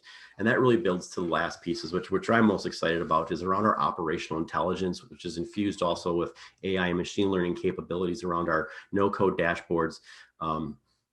And giving you really that insight and control that I talked about earlier. How can I actually understand what's happening within my organization and affect it at time of need? And I skipped a bunch of slides here to get into the demo. if we look at it from that operational intelligence kind of blown out a little bit, what do I mean by there? So what we provide is a set of no-code business dashboards that allow you to manage your processes, your casework, what decisions are being made, what content's being used in a digital format.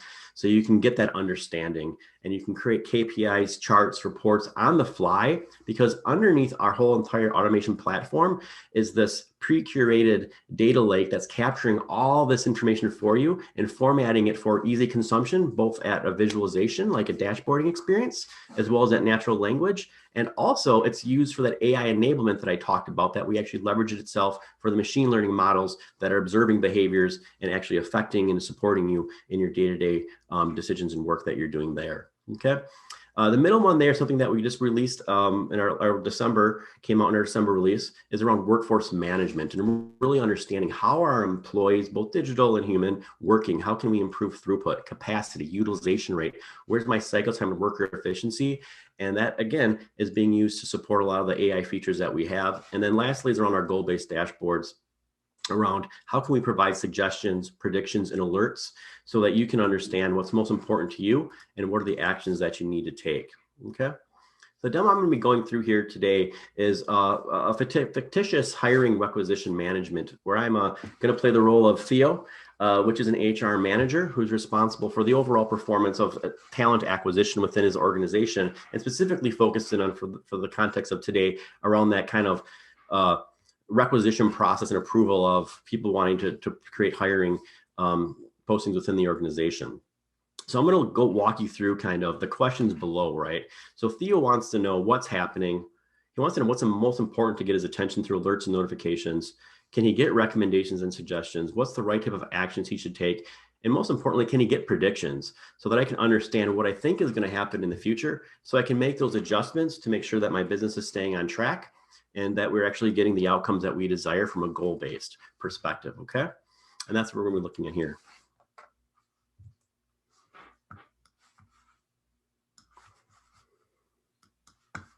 So what you're looking at now is what we call our IBM workplace. And that's where we talked about that intelligent task prioritization. And that's where I come. I'm Theo, and I'm coming into my work, and I can see I have tasks and activities that I need to do.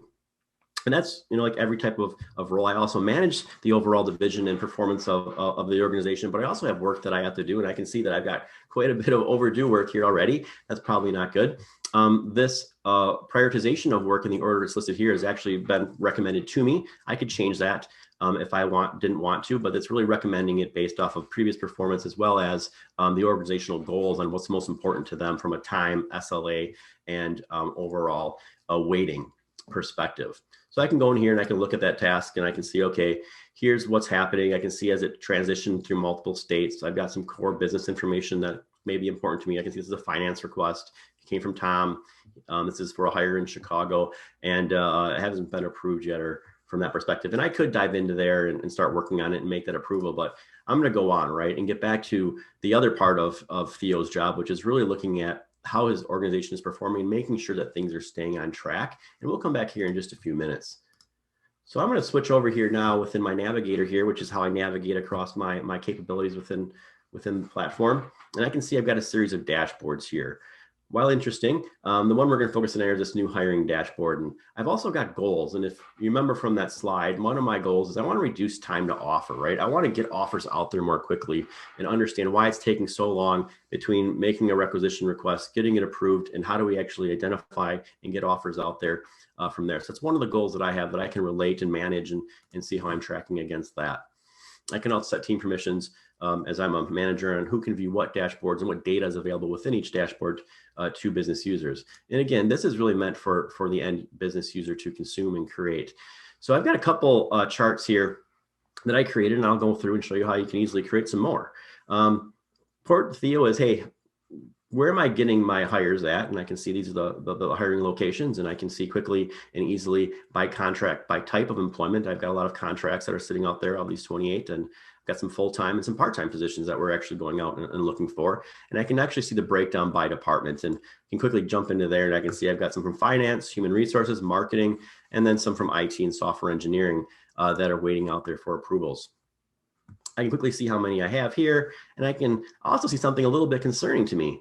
why do I have so many rejections? So while we're getting all these requisition requests, seems like the general manager has been actually rejecting a large percentage of them. Okay.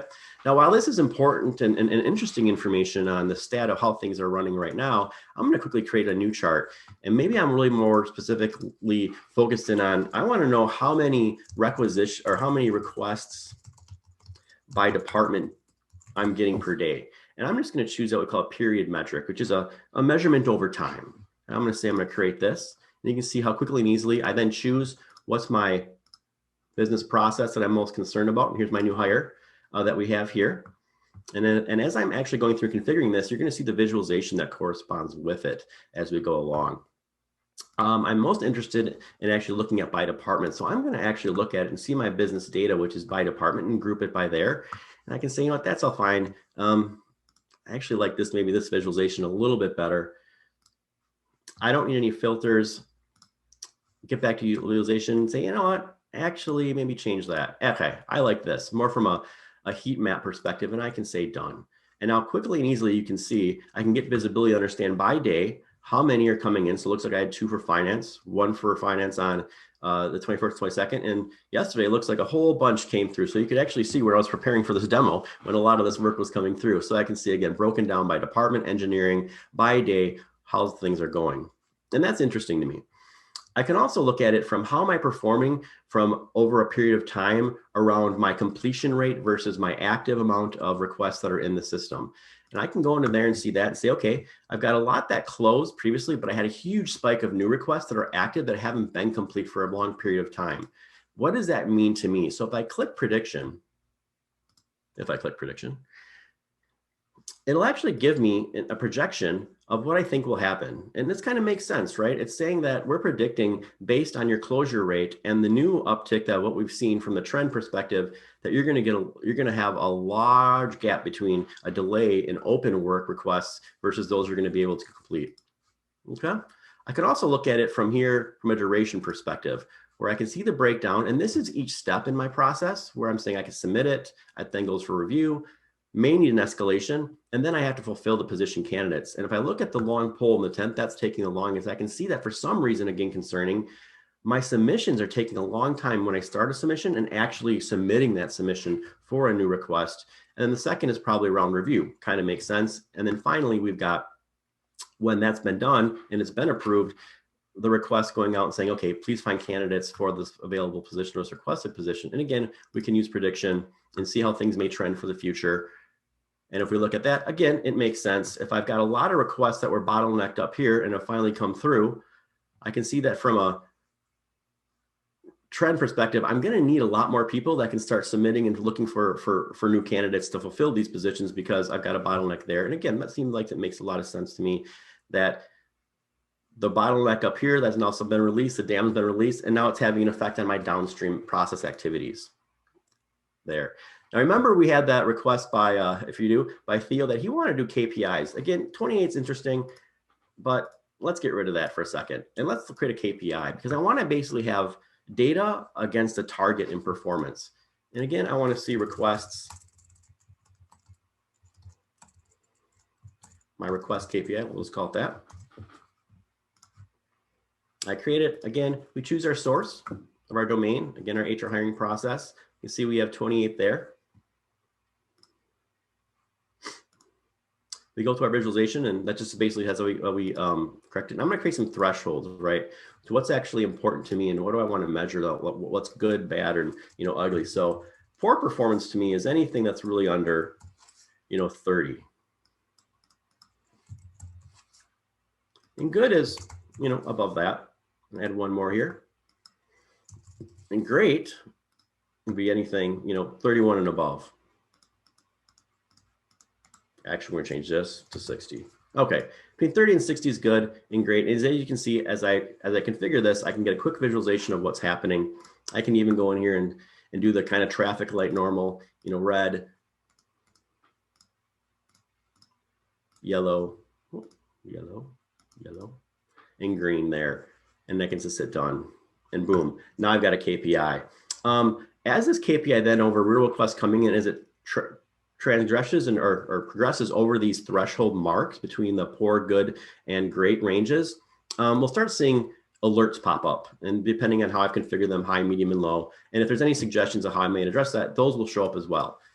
But again, we've just created it, so I'm not setting any new work in. So that's just a quick kind of demonstration there of what you get from a operational intelligence, how you can quickly get visibility. I can get other things like all work in process. I can export this if I want out and do some great Excel and spreadsheet magic from their perspective.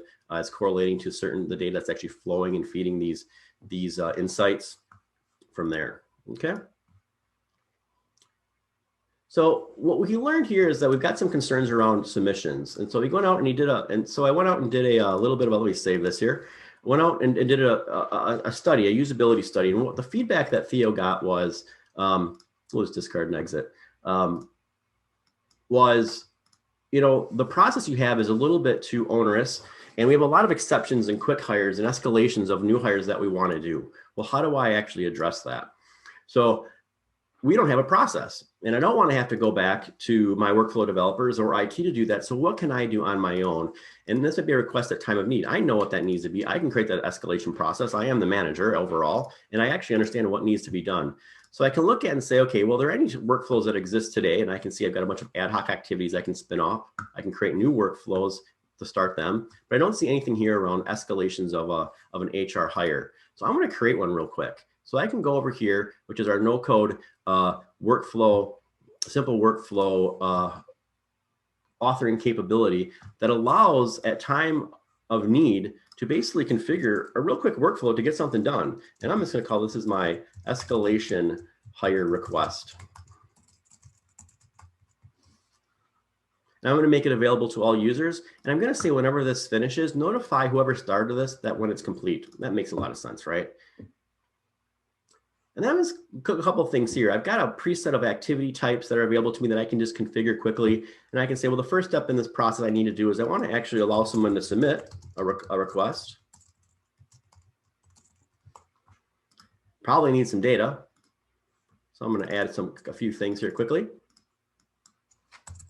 Who am I hiring? Or who do you want to hire? Oops. Name. What position?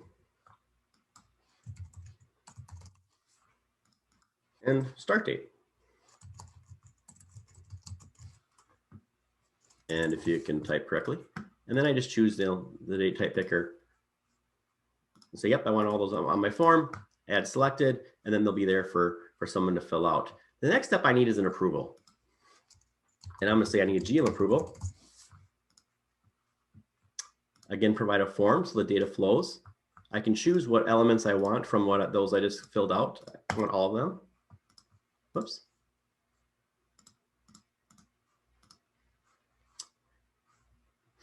I'm going to actually make them, and I'm going to say this is actually an approval step. So there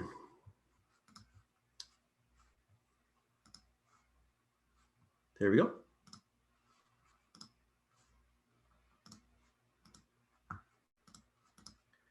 Right, and then I can actually then create one last step. After this is approved, I then want to actually send a checklist of what to do for onboarding this hire if it was approved.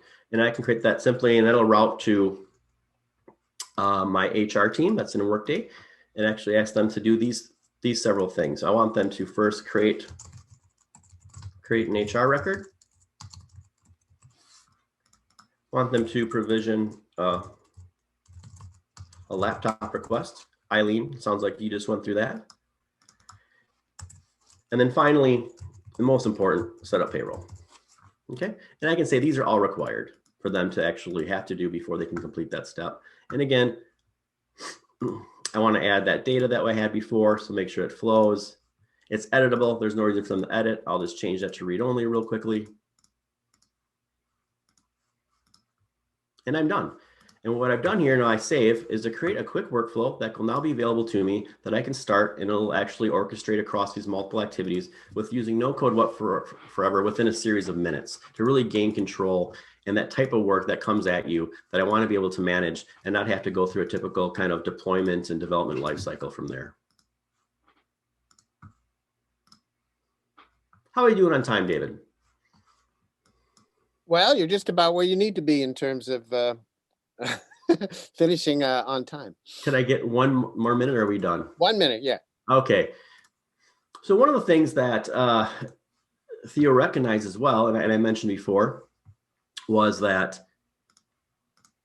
he also has other roles. And I can see that I've got these travel requests that came from Matt in vacation. And one of the things that my manager challenged Theo on was, hey, why are you having so many expenses, and what's going on with your expense requests? And I specifically for these events that they've been going to. Of course, I'd love to go and get on a plane and go to some conference and events, but he's being challenged. Let's pretend that this is pre-COVID days from that perspective. And this is showing that natural language capability, again, going after the same source of information that we just saw across the task management, the creation of workflow, and then the operational insights. What this is I can go into here and I can start querying what's happening within my organization quickly and easily. And I can just say, okay, I got that request of what's happening with travel. I don't have a dashboard because no one really asked me about it and I don't care about it, but I still need to answer my boss of what's going on. So I can just start exploring, and I can say, hey, actually, let me just do a copy paste. Just for my own, what is the, oh, shoot.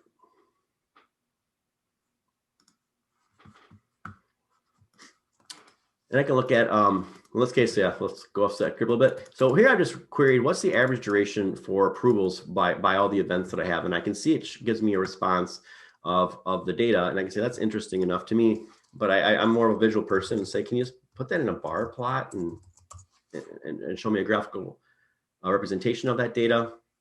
And it says, yeah, but how do you want that? And I said, oh, that's a good point. I was asked about the value. So can you do by average value by event?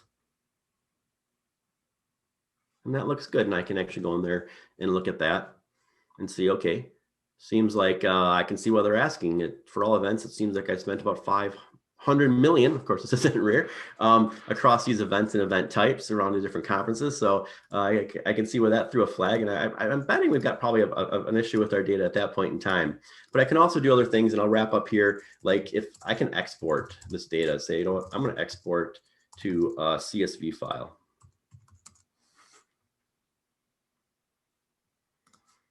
I'm going to say, yep, look at that, get it. And then I'm going to forward this to my manager and say, here's what I'm seeing. I don't think that these numbers are accurate. Can you please review? And from that perspective. So again, you can see how we get the control based off of the data that we have within the systems, how we can create KPIs and charts very quickly, how I can explore my data at time of need, as well as how I can actually very quickly and easily with no code, create simple workflows to actually help manage my processes. So with that, David, I'll pass it back to you, and thanks everybody for joining today, and it was my pleasure. Well, Paul Cortellesi, we've got a minute or two to kind of get your thoughts on what you just saw. So to me, this was an interesting, I'm going to consider it almost two parts. The first part was how do you manage your workforce? And we all grew up in a world of management by walking around, where your manager would wander about in order to check up on you. But we can't do that anymore because our workforce is becoming more and more and more remote. And so the idea that you can manage your workforce as opposed to just report on your workforce, but actually manage it in a remote fashion, to me was fascinating. But then you went someplace that I thought was even more fascinating, and this idea of dashboarding. So the real magical thing to me about dashboards is the transparency that they give. It's not as though you go into a group and you ask them, hey, what did you actually do? Or what was your turnaround time or the response time on your machine? The transparency is there because that data is available to everybody without having to ask a human to produce it. But to me, and David, you can strike this from the record if it's not acceptable. But for me, the real wow factor was when you then took that dashboard and you predicted where was it gonna go next. And to me, that is where this business intelligence and where we rely on the machines to really help us move forward in life really came from. And thanks, and another little kudos out to using IBM Content Navigator. Thank you for that. I'm done. Thank you, Paul. We're going to keep moving now. I'm going to go back to Eileen, who I believe has, with her new laptop, reconfigured things. I've come to just about the end of our first half, and we promised a wonderful musical event at the end of the first half, and that is our special guest, Devin Gilfillian, live from Nashville. I want to hear and see Devin right now. We'll have a song, and then we'll get ready to do the second half. Devin, are you there? I am here, David. It's great to be here with you. All right. Look at you. You're all hooked up. It sounds great.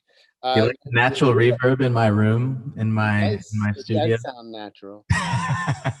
You're going to sing us a song from your album, Black Hole Rainbow, recorded.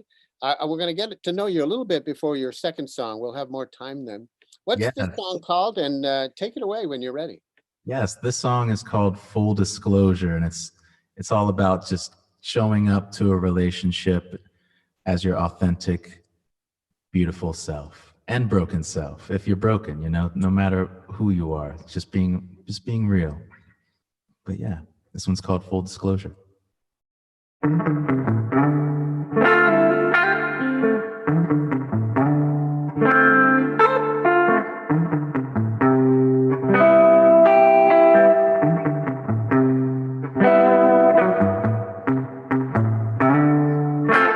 Showed up just in time.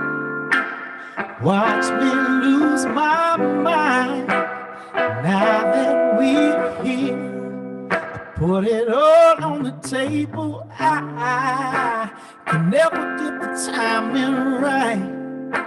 I'll call you late at night. I can't keep the sin. It's much too painful and I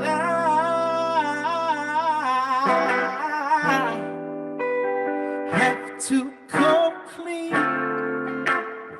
You think you do, but you don't know me. And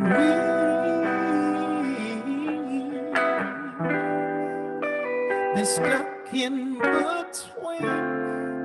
You can love me or leave, babe. You can go if you want, but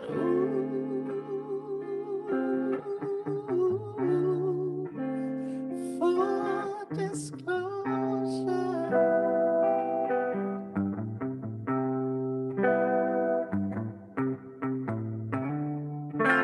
I remember when you first let me in, and we made it here.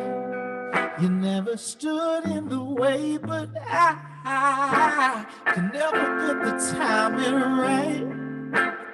Call you late at night, and I understand, babe, if you just can't stay, but I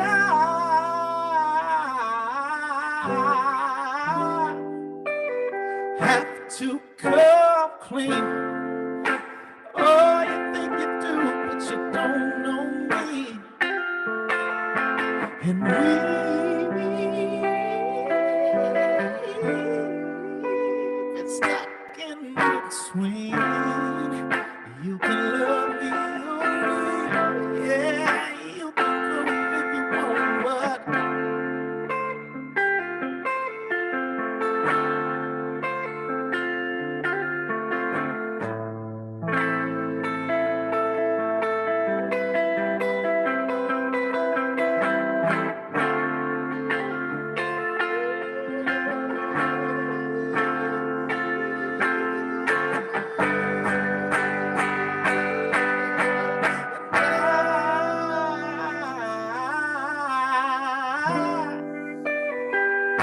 to go clean, baby, yeah. You think you do, but you don't know me. And we've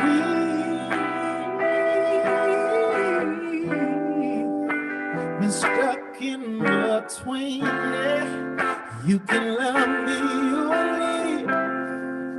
You can go if you want, but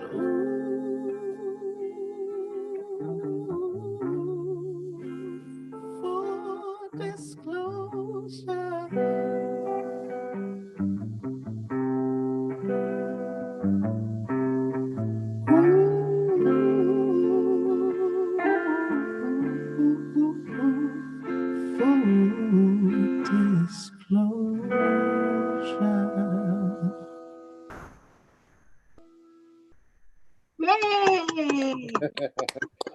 Beautiful, beautiful. That jazzy chord at the end too. Very, very sweet. Thank you. We are going to hear from Devin again. We'll get to know him a little bit. We'll have a little more time towards the end of the program. Thank you so much. Live from Nashville, it is Devin Gilfillian. There's a link to learn more about Devin in the chat, and you can go to his website and learn more about his amazing work. So thank you for joining us for a little bit. We are going to get ready for our second half. And I'm going to go back to Teresa, who has a little bit of housekeeping. Devin, sit tight. We'll see you in a little bit. Thank you so much. Thank you. I'll see you in a little. Teresa, do what you got to do, and then we'll get the second half started in about 2 minutes. Most certainly. And Kate is going to be dropping some even more links into the chat. And one of them is resources. And that's where you can get, just learn some really cool things about what all we're chatting about today. And yes, there is a link in there to learn more about Devin as well. I've been so impressed listening to his stuff leading up to this event. I'm so thrilled that he's here joining us. But also in that resource is the link to download the agenda, and also a little bit about what I'm just going to share real briefly right now.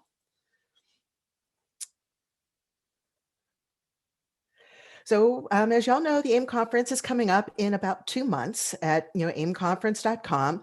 And are you considering attending? So I have an early bird bonus I want to tell you about that we are offering right now. So to get a free seat in our career building workshop, Professional Development for the 21st Century Information Professional, when you register for the conference by the end of this month. So by February 28th, register for the conference and you'll get a ticket to this career building workshop. And you do need to register at the all access or the VIP level. And the workshop itself is going to be on March 11th. So this interactive workshop outlines the skills required for professional development, including leadership and change management skills, and it will help you draft your own professional development plan. So find a link to the workshop in the description chat. And on that page, you can also register for the conference. And so if you want someone to contact you personally about, let me come up here and launch a brief poll here. If you want someone to contact you about AIM 21, someone from AIM will reach out to you. Just go ahead and answer yes or no in this quick poll question right now. And this is a way that we can get someone contacting you right away about this. So I encourage you to go ahead and answer that question there. And while I have the poll open, I would just be remiss if I didn't share that IBM is also going to be participating in our conference. And to thank you for attending this virtual event today, IBM will be doing a drawing from today's attendees for a free pass to the conference. And we're going to announce that winner after the event is over with, after today's event concludes, but we will be announcing that. So thank you, IBM, for not only supporting our virtual event, but supporting our conference too. So I do want to let David pop back in here just to let him share just what he has, what IBM is planning for the conference. Well, as I say, you'll see Eileen Lowry, and she's putting together some use cases that will be of great interest to the AIM audience. We've been doing AIM for decades now, and so we have a real feel for what will get people engaged and interested in what our angle on intelligent information management. Well, thank you. And that's all I wanted to share with people right now is just that little bit about conference. So David, I think you have a whole lot more lined up for our afternoon. Well, we do. We've got a pretty fantastic afternoon lined up. I want to make sure that we can hear Ed Lynch, who will be the first speaker. So just a real quick sound check. Ed, are you there? I am. Can you hear me? I can hear you. And you'll put your camera on, I think, as well. But I'm going to do just a little bit of setup. There you go. You look fantastic. Ready to go. Do a little bit of setup. We'll come back to you. I also know that I saw Curtis and Jared and Ben. So our second half is great. But let me just remind everybody what we're doing here. And what we're doing here is we are picking the tool that we've seen that has the most amazing wow factor. And that wow factor is what would really change, move the needle, change the dial, as they say at the organization, at your organization. So we've seen 4 of the 6. We still have a new tool to determine opportunities and ROI coming up with Jared. And we also have Curtis with the digital decisioning, business rules, and machine learning. But also we'll hear from Ed. And Ben Chance has joined us to talk about the special Center of Excellence for Automation that is a great way to control and prioritize the kind of projects you're working on. And of course, we have our blue ribbon panel commenting, and then we will have a panel discussion with them to kind of wrap up what we've seen while everybody votes. So thank you all again for joining us and hanging in. Hope you enjoyed the music. And we will hear from Devin again and get to know him a little bit towards the end. So with that, it's time to go to you, Ed. I'm going to stop sharing, let you share, and we will hear the IBM keynote. This is Ed Lynch, Vice President of Digital Business Automation, our executive leader, and he's got a presentation to put it all together.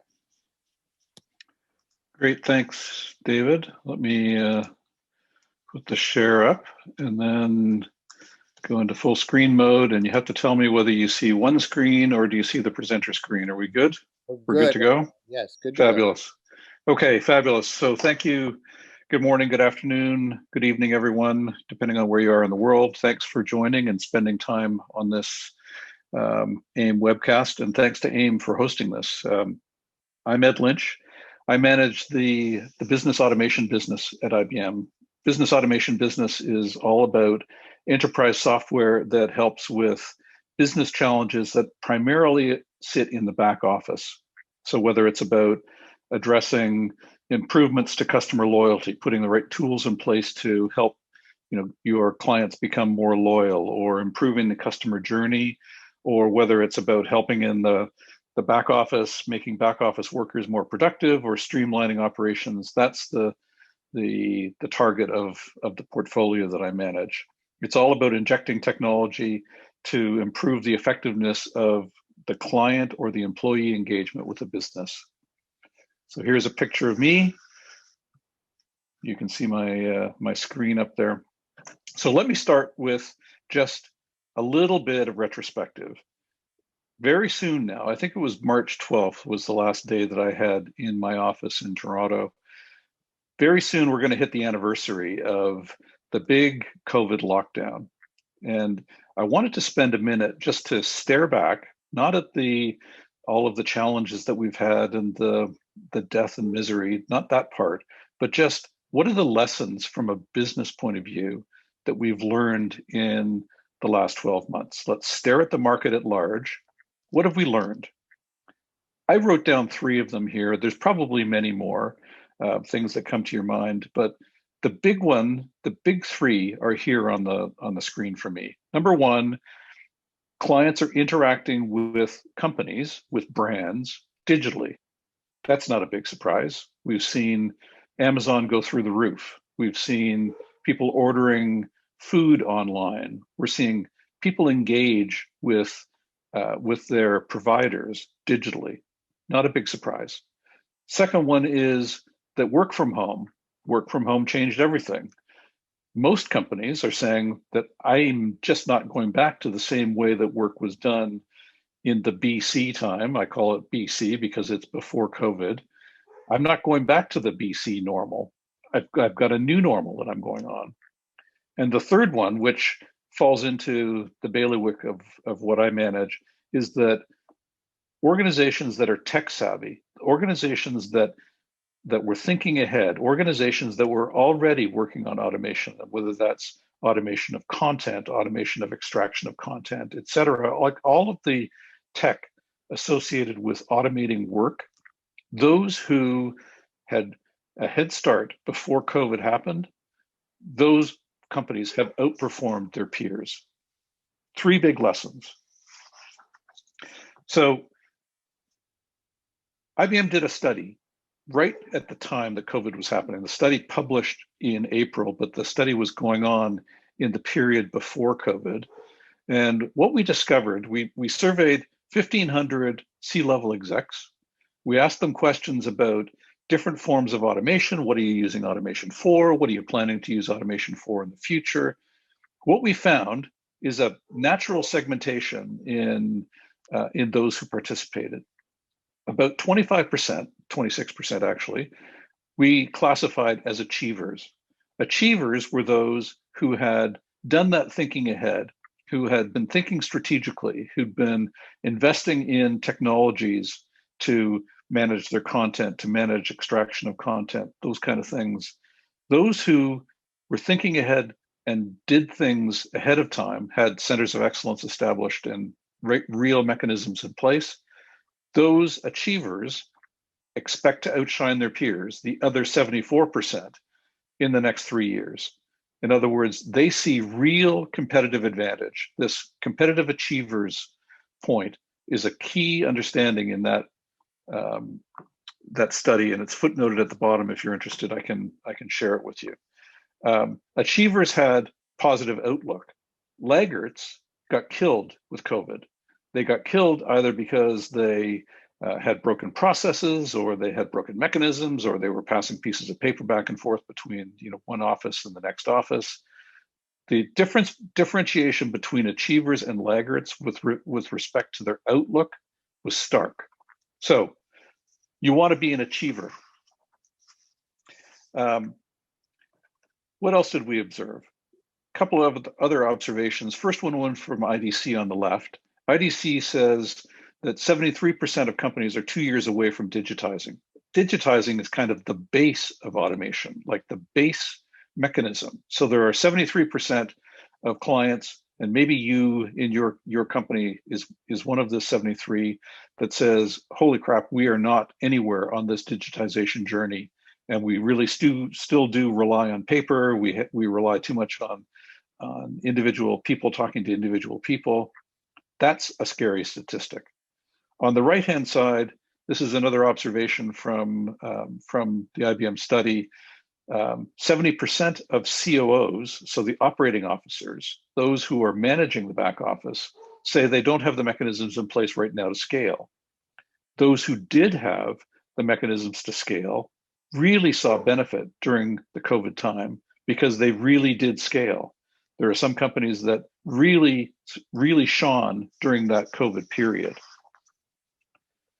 So what does it take to become an automation achiever? Well, automation achievers, they want insight. All companies want insight, but those automation achievers, those clients, they knew who their customers were. They knew what the buying habits of the customers were. They knew where the struggles of their clients were. They knew how their business could help. It's that insight that was required, insight into the customer, insight into their own processes, which was required. Insight requires data. It requires some collective set of data, a curated data lake to derive insight from. How do you derive insight? You write algorithms against the data and you derive insight. Well, anybody who's done any kind of work with machine learning knows that a good chunk of time in the machine learning space is spent wrangling the data. So in order to get insight, you need to have data, but not just a pool of data. You need a lake of data which is curated. Third thing you need in order to accomplish this triad is you need to have digitized systems. Digitized systems produce the data, and from the data you derive the insight. So you need to have digitized systems underneath the covers. So in order to get to insight, which is how you survive challenges like COVID, you need to have data. Data and content need to have digitized systems. Digitized systems, at the end of the day, produce data, and from the data, you derive the insight. So how does all this work from a really practical methodology point of view? Like, where would you start if you're not an achiever right now and you don't have those plans in place? Well, we envision a cycle that looks something like this. And think of this not as a one and done, but think of this as an ongoing methodology, similar to what you would use if you were doing like a champion challenger kind of strategy, or black belt, or any of the, the classic process improvement methodologies. First, you start with data in the top left corner. And what you do is you learn from the data where you actually live. And where you live means, what do your processes look like? What do your workflows look like? What do your content management algorithms look like? What are your extraction algorithms? And you do mining and modeling. That's the step that's at the top here. You hand those findings out of the process mining step. You'll identify places where you have inefficiencies. You hand those inefficiencies to analysts, and analysts then go and dig on the data and discover what automation could be put in place to make the inefficiency or the bottleneck go away.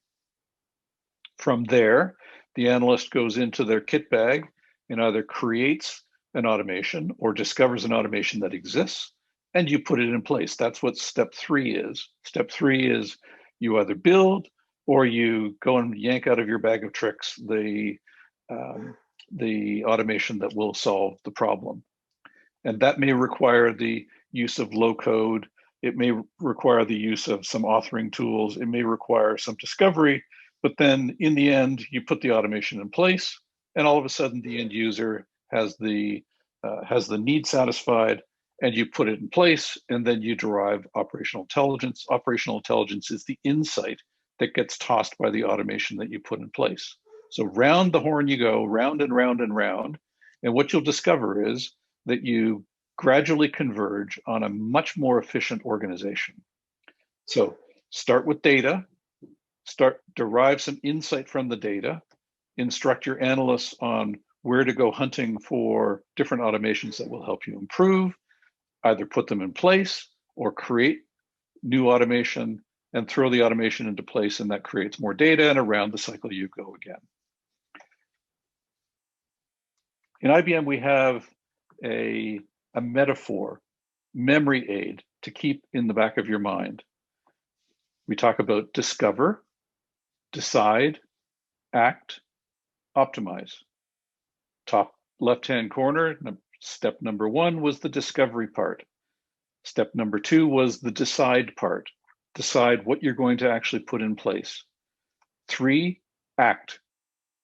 Enact the thing that you have created, or enact the automation that you put in place. And this automation could be workflow automation, it could be a content automation, it could be something about data or extraction, it could be some automated decision that you need to take.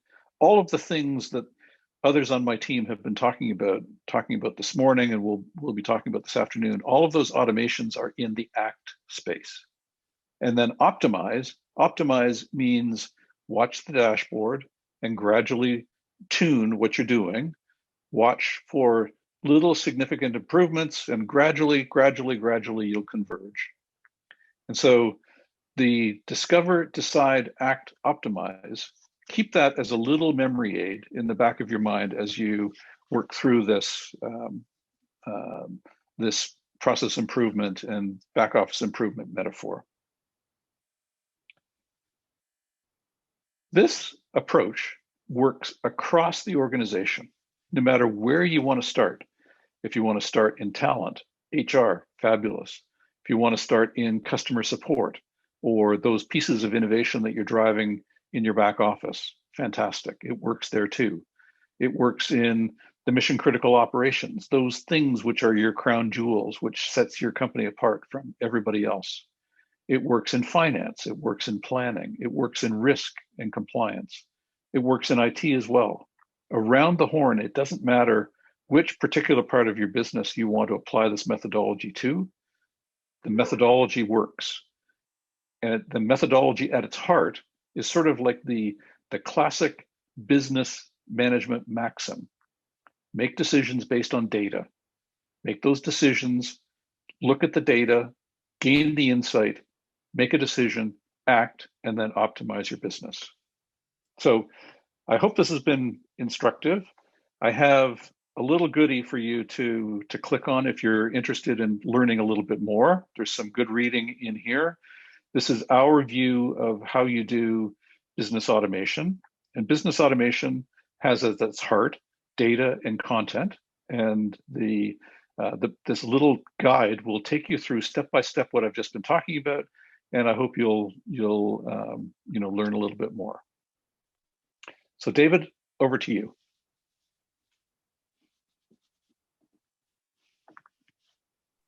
Fantastic, Ed. Thanks. I'm going to put the link into the chat so that people can go download that. Ed, it is National Wear an Ugly Shirt Day today, so you might notice I've been going through my collection to share with everybody. Just keeping it fun. And thank you very much for that. It ties together everything we've seen. The 6 intelligent automation tools, as you say, are all within the middle of your circle there. But the process mining really was that discovery piece. And we have another very interesting piece to introduce to you now. And I'm going to ask if Jared Michalik is on board here. I mean, I saw him on board. Let's do a quick sound check. Yeah, can you hear me? I can hear you and we can see you and you look fantastic as always. So you have a very interesting tool to share with us, and I'm going to get out of the way and let you do that. Awesome. Thanks, David. And hey, everyone. Hope everyone's enjoying the conference so far. We do have an exciting opportunity to share, and I'm going to share a few slides, but the bulk of our discussion for this will be in a live demo. So we're going to get a little bit crazy and jump into the demonstration. David, can you confirm you can see the slides there? I can indeed. Great. So I'm going to jump in. What we're going to talk about today is a new capability that allows us to both discover, quantify, and really calculate what an automation can do for your business. That's something that we do quite often with clients as more of a services approach, where we come in and help out, try to find places where we can improve efficiencies or reduce costs. And one of the hardest things is to really find the right fit and to find the low-hanging fruit. And so I'll jump into this. Again, my name is Jared Michalik. I've been around the space for quite a while. I was at IBM for 7 years on the worldwide team, now at Salient for the last 6+ years. We focus exclusively on the automation portfolio from IBM, and we really only partner with IBM. So we work very close with the team, both all the way end to end, right? We can help with identifying opportunities within your business for automation, implementing those automations, and then providing support, training, and other peripheral services. We are not only a partner from an implementation standpoint, we also look for opportunities within the IBM portfolio where we can add value. And I just highlight these different capabilities because there are a lot of add-on features, most of which we provide to our clients at no cost. And the one that we're going to focus on today is what we call Automation Compass. This is formerly known as DBA Sim. I know some of the IBMers have seen this before in some form, but we've decided to rebrand it because we see this as a way that can help guide you on your automation journey. Whether you're just starting out or whether you already have some pieces of automation, this technology is going to really help us to build out these simulation models. That's kind of the original intent. But then upstream, looking for opportunities, even in some cases, automatically finding opportunities for you. I'll show that. And then once you do identify the opportunity and you quantify the value with the simulation, how do we know that that's the right one? How can we calculate what that cost is going to be? So we'll talk about the return on investment. And so I'm going to take you through this. We won't spend a lot of time here on this slide, mainly because you'll see this live. And I do want to point out that this tool is completely free for our clients, and we're happy to provide you with a 30-day trial. You can go to myautomationcompass.com, and I will show that link at the end of this session. And before I get into the demonstration, I did want to highlight one of the most common questions we get with this tool is, how is this different than process mining? Process mining is an excellent capability. It's very important in your automation journey. The end result can often be very similar to what we're talking about here, But the question is, how can we play in this space? And we still see that there is a gap. There is a need, even if you have process mining and you have process documentation, this simulation tool can really bring these two pieces together. So if we think about process documentation, this could be using off-the-shelf tools like IBM BlueWorks Live. This could be using drawing tools like Visio or Lucid Charts. The goal is to basically collect that information out of people's heads, out of their, how does this business run? But doing so in a way that we're capturing this information in the way that we think it works, right? We're not always exactly correct, but we can certainly try. And this is very useful for getting everyone on the same page. Everyone understands how the business is running. Process mining is on the other side, or if you think of top and bottom, documentation is coming in from a top-down approach. Process mining is coming from the bottom up and saying, you're already running process today, whether you know it or not, and we can start to collect that information from log files, from instrumentation, from time studies, and we get a lot of really powerful data. But the question is, how do we use that data and how do we understand that data? And the tools from IBM do provide a lot of capabilities in this space, but we feel that the simulation and what we're talking about with Automation Compass is going to kind of fit right in the middle of these two pieces, right? Where we're pulling in documentation. So if you already have diagrams, if you have even just a list of steps in a text file, we can bring that in and create a process from that. We can also bring in metadata. If you're using IBM BlueWorks Live, things like cycle times, problems, systems, those can also be used to do analysis within your existing documentation and do so automatically. From the process mining side, we get very valuable information like work volumes, how much work is coming in, how long do these activities take, how often do we go down one path or another when we hit a decision gateway. And so what we'll talk about and what I'll show you right now in this brief demonstration is we can confirm, first of all, that the documentation, if we're fitting this in the middle between process mining and documentation, we can say, is our documentation accurate? Is this really how our business works? What if we want to run other pieces? So not just using data from the existing footprint, but what if I wanted to run different kinds of automations and implement other kind of times and assumptions based on those metrics?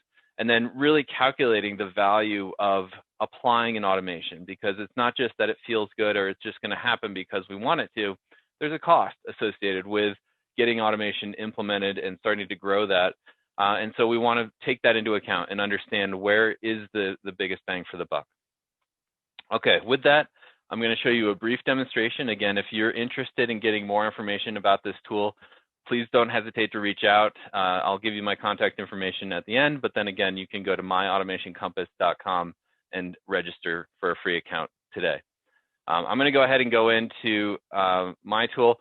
Now, the starting point can be a variety of different things. So we mentioned BlueWorks Live. That's certainly a great source of process. If you've already documented some process in BlueWorks Live, we can start there. We could also bring in something from a template. So we have a list of templates, industry-based and departmental-based. Within the tool, we actually borrowed a lot of these from the IBM BlueWorks Live template library, but we've also built a few of our own. We can also build something from scratch. If there's time, I'll show you how we can actually build a process just by creating a very simple set of steps with some simple gateways. That's a great way to get started and to sit down with the business and say, tell me your pain points, tell me what you're doing today.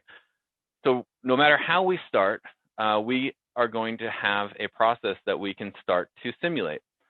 And before we do that, you might ask, well, how do you know which parts to simulate and how do we know what metrics to add? So this is a very simple invoice processing example, right? I have a series of steps where we're bringing in the invoice, we're uploading it, we're reviewing it, we're approving it, we're checking to see if there's budget, and then we're going to pay it. And so very simple process, but a lot of times these types of process are the most valuable to start simulating because it's easier to understand. And I'll talk to how we can focus in on a certain area as well. Before I simulate this, I'm going to run this through our first module, which is our opportunity identification module. What this is doing is going through that entire process and looking for things like keywords, systems, patterns, even using some natural language processing from IBM Watson to say, based on these activities, this is not only where we think there's opportunity, this is how it aligns to the larger IBM automation pillars, right? So whether it's an RPA opportunity, a workflow opportunity, decision opportunity, and really it goes beyond IBM. Obviously, we are very focused on the IBM automation story, but this really is speaking to the hyper automation story, right? Where you need all these different components. Even for this simple invoice processing demo, you can see there's a number of potential opportunities, and it's not perfect. And we are providing a score here. So the score is not necessarily saying that 100 means 100%, absolutely no questions, it's an opportunity. What it's saying is based on our algorithms, we're finding that this one is probably the top pick if we were to start looking at automation, followed by a few of these others. So if I hover over this, I can see, okay, yeah, this step is using, it has a keyword of review. We have an approval keyword, and it's also using email currently for the system. I would argue that is definitely a workflow opportunity or a BPM opportunity. Over here, we have a capture opportunity. What does this mean? If I click on this, we see, okay, yeah, we're using email, we're possibly using fax. Definitely a potential opportunity for that. And then over here, even though this is only getting a score of 54, I can open this up and look at this, and it's a submit and process payment. We're using a keyword here and a command line. So we're using a command line to process payments. Okay, this one seems like a no-brainer that we might need to apply RPA to this step. Now I'm ready to simulate. So I'm going to go ahead and click run this as a simulation. This is going to take me through an easy mode of our simulation wizard. We also have a more advanced mode, which I'll show in a moment. But what we can do is go through each of these steps and really just hone in on that one activity. So you can pick from any of the activities in that process, but right now we're going to hone in on that one activity. We're going to give it a before and after, right? This is before and after automation, presumably, or it could be before and after just general improvement, right? We can change the number of workers, we can change how much we're paying those workers, and some times. And lastly is volume. Right, this information would be great to pull from process mining, and that is in our roadmap to start pulling in data from process mining, not just for volumes and time periods, but also activity times, wait times, bottlenecks, things like that. So this looks good. I'm going to simulate 1,000 of these invoice processings over the course of a month, basically. I review the settings, and I go ahead and run the simulation. And what I'm going to do is just zoom in on this side-by-side comparison. We can see that it is starting to build up. We start to see this heat map start to build up on that last step. This one seems to be flying through, right? So we've had a total of 615 go through this one. We had a total, and this one's still building up because we have a pretty big bottleneck there because we're going from 60 minutes down to 2 minutes. Clearly there's a savings there, right? So we have a number of other charts and graphs. I'll show some of these in a moment, but we can see very clearly that this built up over time, and now we're overdue, right? This yellow line indicates that we're violating our SLAs or this process is getting overdue. We also see this backlog just going crazy, right? It's going up to about 100 activities sitting in that person's queue. So there's a number of metrics here. We can look at things like utilization, idle time across the process. Cost is a big one, right? What is the average cost per activity? This is the one that I want to focus on right now. The average cost of activities. This is where we're going to drive into our third module, which is the ROI, right? So I'm going to go ahead and open this up. The ROI module has a very simple wizard. It's not rocket science. We're basically just taking what the current state looks like, what the next state looks like, and what the next state is what it's going to take to get to that next state. So we answer 6 questions. Right, the first 3 are how many are we running, and what's the average cost per activity. Right, that's pretty self-explanatory. And then how much does it cost to get there? Right, this data can be pulled from the simulation that we just ran. For right now, I'm just going to say, okay, we're going to go from 100 to 5. Next step, 3 more questions. How much is it going to take to get there? What is the cost of the software investment? What's the cost of the services investment? Because again, there is going to be an investment. It's not just going to magically start automating itself. We need to account for that initial cost to know if it's worth doing or not. So 10,000 sounds like a reasonable estimate for this case. It's RPA. I'm going to be a little more conservative. I'm going to say it's a 7-week project and maybe $80,000 investment, right? And that's pretty significant for RPA, admittedly, but I think we'll be okay on the justification here. Once I've plugged those numbers in, I click see the results.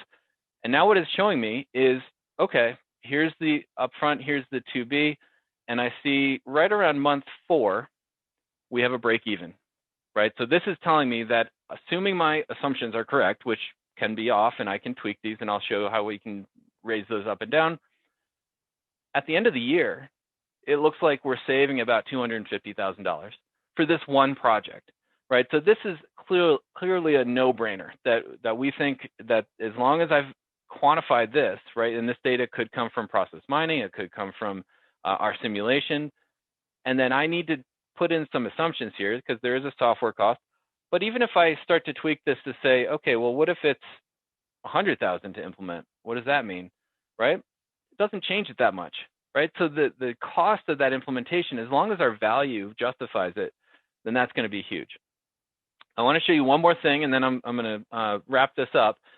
I want to show the more sophisticated wizard, right? So going back to our project, we can jump into a more advanced wizard to say, I want to add more details, right? So I can go in and I can add things like work schedules, right? Work schedules mean I know that automation is 24/7. It's just going to run nonstop, but my workers that are doing this stuff, they might have it 9 to 5. It might be, I might want to try weekend shifts or night shifts, or try doing different kinds of fractional weekend shifts. So you can do all of that here. We're going to set up comparisons between 2 scenarios in this case, but you can compare as many scenarios as you want. And we can start plugging in metrics such as what's the worker cost? How many people on the team? How long do these activities take? Again, this data can come from process mining or from BlueWorks Live, right? And then lastly, how often do we branch? How often is this approved? Or in this case, how often is this, do we have sufficient funds, right? So these gateways can also have a dramatic impact on your efficiency gains and your cost savings. And then we want to limit how many activities we're going to see, right? And once you plug all this in, including the volumes, then we're ready to go and I can run it. So it's the same setup, just with more options, right? And we can see that this is now turning these guys red up front. I didn't really make any differences between these two, so they're probably going to be pretty much the same.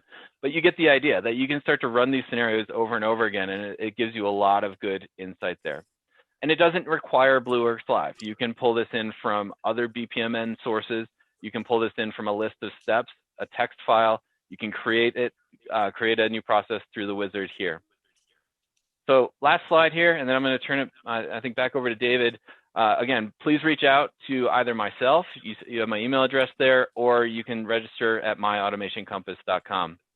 So thanks so much, appreciate it. If there's questions, I'm happy to answer those, but David, I'll bump it back to you. Well, yeah, and it's time to go to our Blue Ribbon panel, and George Warner, who has certainly spent a lot of time building up justifications and helping other companies build up justifications for investing. What do you think, George? Jared, this is very good. Users have a hard time quantifying the cost of their process and how they can make savings happen, and you're giving them a way to work through the process with a basis of information and find a solution. And it saves us from having to code it to find the solution. We'll do it virtually and then move forward from there. This is good, Jeff. This is good. We have one more tool to look at, and then we're going to have Ben come up and talk about centers of excellence, and then we'll get into our panel with our special Blue Ribbon group here. I did want to do one note about our own community, where many of our users, many of our partners like Jared and Salient come and interact together and ask questions. And hey, has anybody seen this issue with a PDF? And hey, has anybody run into this particular scenario? And it's really kind of fun to see there, and all the new releases are there. So I'll put this link in the chat as well. We'd love to see you exploring. Even if you're thinking about working with some of our stuff, this is a great place to come see the activity. It's our community, all focused on users, partners, and IBM subject matter experts. and you'll learn a lot there. So, well, now then, let us see if Mr. Gearhart is audio ready. Hello, hello. Sound Check, check. check, check. There he is. And Maria, you have been so patient. You've been enjoying the whole morning, and we'll ask you to your thoughts on Curtis's presentation. So here we go. Curtis, I am going to get out of the way. You are going to share with us what I set up before, which is how to use machine learning and business rules together to get the best possible outcomes. And I'll leave it at that. All right, just a moment here while I try to find the PowerPoint window to share. Were others using a full desktop, or were they actually sharing PowerPoint? I was sharing the full desktop, and it works fine. We'll just see some of your widgets for a second. All right, let's give it a whirl and let me know. Is this on the right screen, or you see my my presentation? We're not in presentation mode yet.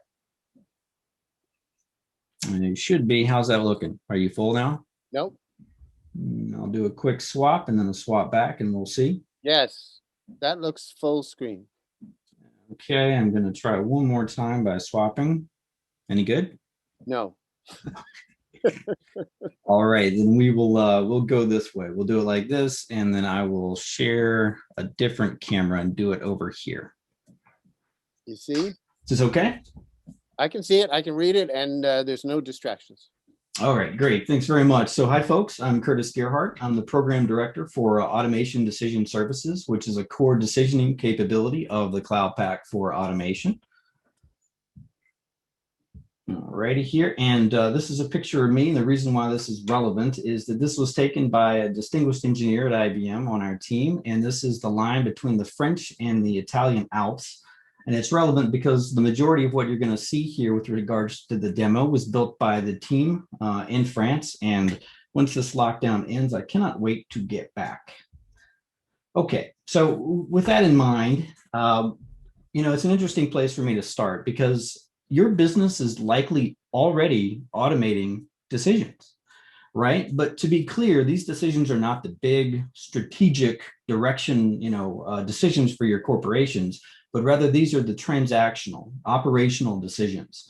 These are decisions like approving or rejecting a loan, a claim, a transaction, or determining pricing, determining discounts, determining eligibility. So these decisions are likely already being automated in certain areas of your business, but they're likely hard-coded into existing applications, existing workflows. So if you're not utilizing a system like a digital decisioning platform, the chances are also good that you're facing a lot of the challenges that I'm going to go through here as a result. So some of those challenges are that the decisions here are, again, they're hard-coded in the source code of large applications. So that means that it's slow to be able to impact change. It requires your business leaders often to work with developers each time you want to make a change. And it's error prone because of it. Developers might have to interpret the changes from the business. So there's communication challenges, and they may not correctly understand what the real driver behind the business policy was to begin with. They also have to apply the same logic throughout their enterprise. They use different tools, different languages, different applications, each of which having their own life cycle puts a big challenge on the ability to scale and to keep those decisions consistent across the enterprise. And finally, they're suboptimal. These hard-coded automations, for example, often do not leverage predictive analytics. So going back to the point where the first stage is digitization, but the next stage is you really want to be able to infuse intelligence into your automations. So what's the solution here? Well, digital decisioning platforms can be viewed as the next generation of a BRMS, a business rule management system. And they kind of have the following characteristics. One is that they're intuitive. So going back to this story around low code and making it easy for the business to start, to learn it, to get started on the projects, and to modify the rules without having to depend on IT. But yet, from an IT perspective, there's extreme value here because a digital decisioning platform is truly integrated, right? It's providing native support with popular DevOps tools and pipelines, making it easy for IT to integrate with existing processes, such that once the business makes a decision to change a rule, it's a very quick process to be able to deploy that into production. We've got clients, for example, that deploy rule changes multiple times a day that affect billions upon billions of transactions. And to get to that point, it has to have a comprehensive control over the whole life cycle. So this includes versioning, rollbacks, testing, simulation, monitoring to get to that optimization portion of the dial that Ed spoke to. And a digital decisioning platform is also scalable and consistent. So you want that same business logic to be deployed and consumable from omni-channel applications, mobile, web, all over the place. You want the same decisions to be made based on the same inputs. And you also want this to be auditable, especially in highly regulated industries. You need to be able to show why you made the decision that you made. And finally, it needs to be data-driven, right? We want to include predictive analytics, not just at runtime, but also at design time, so that the business users coding these policies really understand what they're doing with the models that underpin the decisions. So done well, this separation of logic and the full control of the life cycle and the infusion of intelligence is going to grant your business the flexibility to react, right? This is all about business response. You need to be able to react to the competition, to regulation changes, to strategic business shifts. So with that, what really is digital decisioning? Well, it's really the integration of business rules and machine learning predictions. So as a quick example here, you want to be able to take business policy from your subject matter experts, your business users.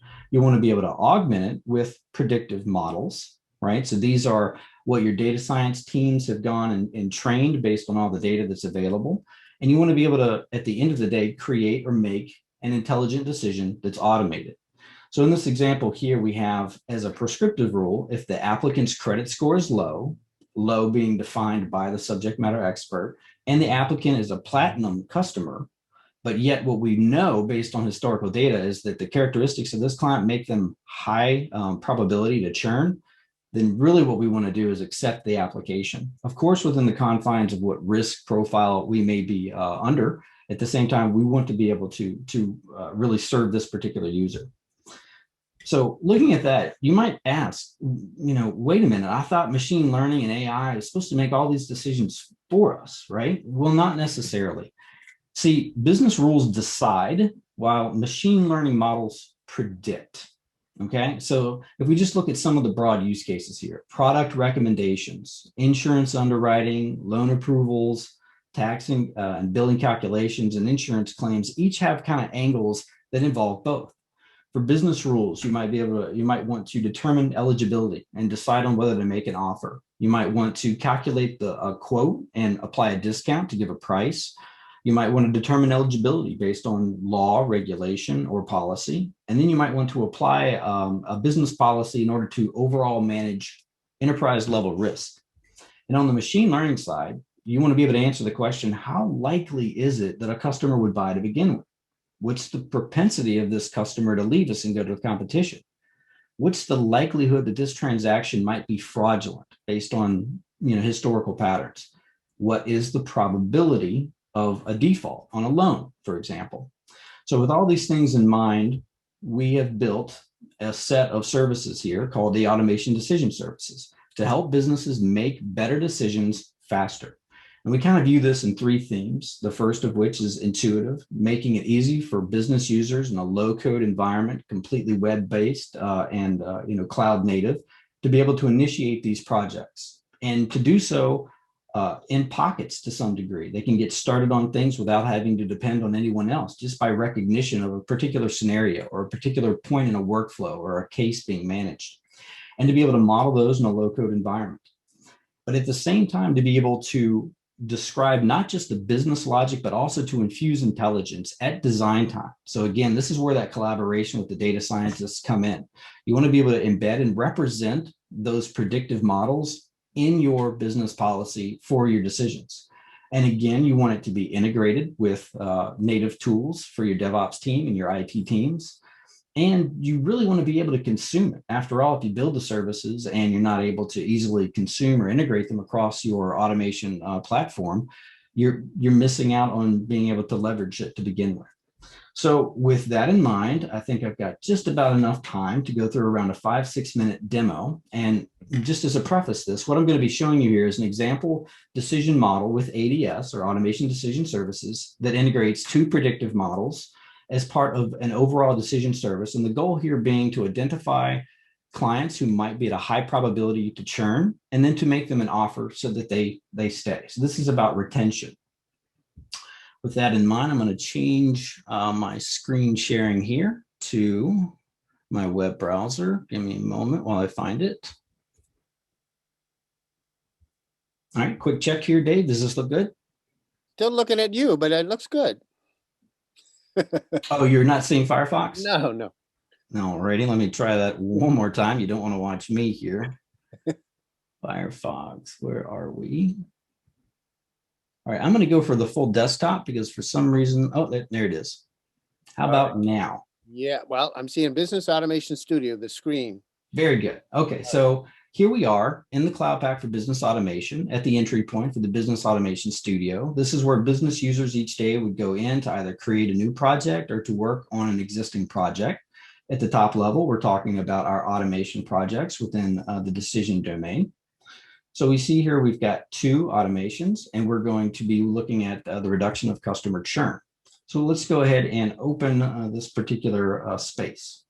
So here we see a couple of tabs here at the top, but we've also got our top project. Before we go into that, I'd like to just kind of display a little bit about getting started. So we have a rich set of samples here in ADS, again, supporting this notion of a business user getting started. So we have a tutorial, an inline guided tour of how to use and think about the different navigations of the product and the service.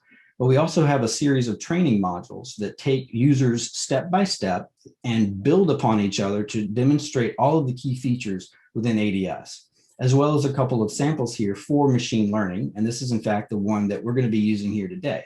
So anyone can go in and actually take a look and start to utilize exactly what I'm about to demo. Furthermore, we have some business domain samples. So banking, pricing, retail, telco, and transportation, several models to help users get started. So with that, let's jump into our telco project. And at the top, you'll see we have 3 models. There's really just 3 things to think about here. There's the decision model itself. This is what the business user controls. This is the overall logic for the policy. We have a predictive model, which represents the external machine learning invocation. And then we have the data model. And I always like to start at the data model just because it makes it clear what the inputs to a service really are. So here you can see we've got a couple of different data types: customer record, offer, rate plan, and subscription. And the fields within them are easily describable in a business-friendly view. The estimated income, for example, is defined as a number. You have marital status, number of children as an integer, etc. All easily describable here for others with whom you may be collaborating, and as well as a verbalized example of how this would manifest itself if someone is writing natural language business rules as part of the overall project. So just wanted to demonstrate that up front. So that was our data model. We go back and let's take a look at the decision model. And given that we don't have a tremendous amount of time, I'm going to go through this quickly, but at the top here, we have the output of the decision service. So this is a blue node with a blue bar that really represents what is it that we're trying to make a decision on. And here it's, should we offer the user some sort of an offer with regards to retention? That in turn depends on a few inputs: the monthly budget that we have to make an offer, the types of offers that we might want to make, and in a ranked order. And those may depend on our operational costs. And in turn, that relies on the input data that we just covered, the customer record and their subscription. But the most interesting thing we really want to look at here is these predictive nodes, the ones that are in purple or pink. So we have 2 here, and we've actually gone into this model and replaced what used to be a static decision table that says if A, then B, or pick a value, and we try to codify those things. But what we knew was we had some historical data in Excel. We went out to the IBM Cloud and the Watson service, and we used the Auto AI training, and we created and deployed a machine learning model that actually answers this question for us. So based on the characteristics of the customer and the subscription, we actually have a machine learning model that says, what is the probability to churn? Also, we have a model that says, over the lifetime of this user, what do we really think they're worth? Together, those things really help us make a very intelligent decision around the offer that we might want to make. So with that in mind, for the predictive model, we're going to hop back to our main decision. And I'm actually going to make this pretty quick because it's pretty snazzy. We'll just go in here and do a quick validation of the overall model. And we have two inputs here. We have John with 2 children, a male, making $56,000 a year at 43, and some details on the subscription plan. And what we can do as a business user is go in and validate. Let's just do a quick run and see what would our model generate. So in the background here, it's actually building the entire model and going off to the IBM cloud and getting a response back and then giving us our output. So what we see here is in this particular example, we're going to offer John a 5% discount on this current subscription and an estimated cost at 5.25 units, whatever that may represent behind us. And here we can see that the total lifetime value is 1,300 nearly, and that the probability of churn is around 87%. So with those characteristics, our model says we should offer John 5% discount. But looking at a different sample here, we've got Peter with no children, single, making $64,000 a year with a similar subscription plan. But let's go ahead and run this one and see what the result is. Here we see Peter has an offer for 10% discount at an estimated cost of 8. And what we've learned here is that although his lifetime value may be lower, the probability of him churning is nearly 100%. So this is certainly someone we want to be able to make an offer for. Maybe we want to go back in and even increase this discount. So at the end of the day, what we've really done here in this model is infuse intelligence and make it so that IT can easily deploy it and do so in a consistent, auditable approach, and that the business user has complete control over the model and the data inputs. So with that, Dave, I guess I'd like to turn it over to you or to Maria for the reaction. Yeah, let's. That is great, Curtis. You always bring it and make it so clear. Maria, before we get started, tell us about the robot that we see right behind you and what that has to do. That's the UN's first chatbot called Alba. Alba. And Alba, who is non-gender, is helping the UN process faster, find information faster. So yeah, that's a new project that I am on. I have temporarily left ECM to help with this project. It's pretty cool. I feel like the subtitle of this presentation today, or this whole event, should be like no code or low code. That's amazing. That was the first thing that I was struck with, Curtis, that there was no code at all. And to me, that's like music to my ears. Because you have a lot of super users that, want to help, and, and our budgets are so tight to hire programmers that, we can definitely farm that out to other people, to other super users that want to get in and on the action. So that's amazing. And I could see it's also, bringing it down to little chunks. You can help debug if there's any issues. That's really, really impressive. That's something that we can really definitely use. Good job. Kudos to you and IBM for that. So definitely pretty cool. Thank you, Maria. Nice. We'll have Maria on the panel, and we'll get some more reactions. And I've got some questions for them about everything they've learned today. So stay tuned. And thank you very much, Curtis. That was the 6th of the intelligent automation tools that we promised. And later you'll be asked to vote on which one you think is the most valuable to your organization today. But to give us, a lot of times people will say at an event, boy, I learned a lot about what your software does, but I didn't learn about how to make it successful. And so I always want to make sure that I have people like Ben Chance on the program, because Ben thinks a lot about how organizations can take these technologies and turn them into something that looks like success to them. And so before our panel, I've asked Ben to come in and talk to us about a center of excellence, an automation center of excellence, or digital center of excellence. It's got a lot of different names to it. So Ben, why don't you give us your presentation today, and How did I set you up? Is that what- That is perfect. And actually, you set me up, and so did everybody else. So can you hear me okay and see my AIM screen? I can hear you, and there you go, full screen, go.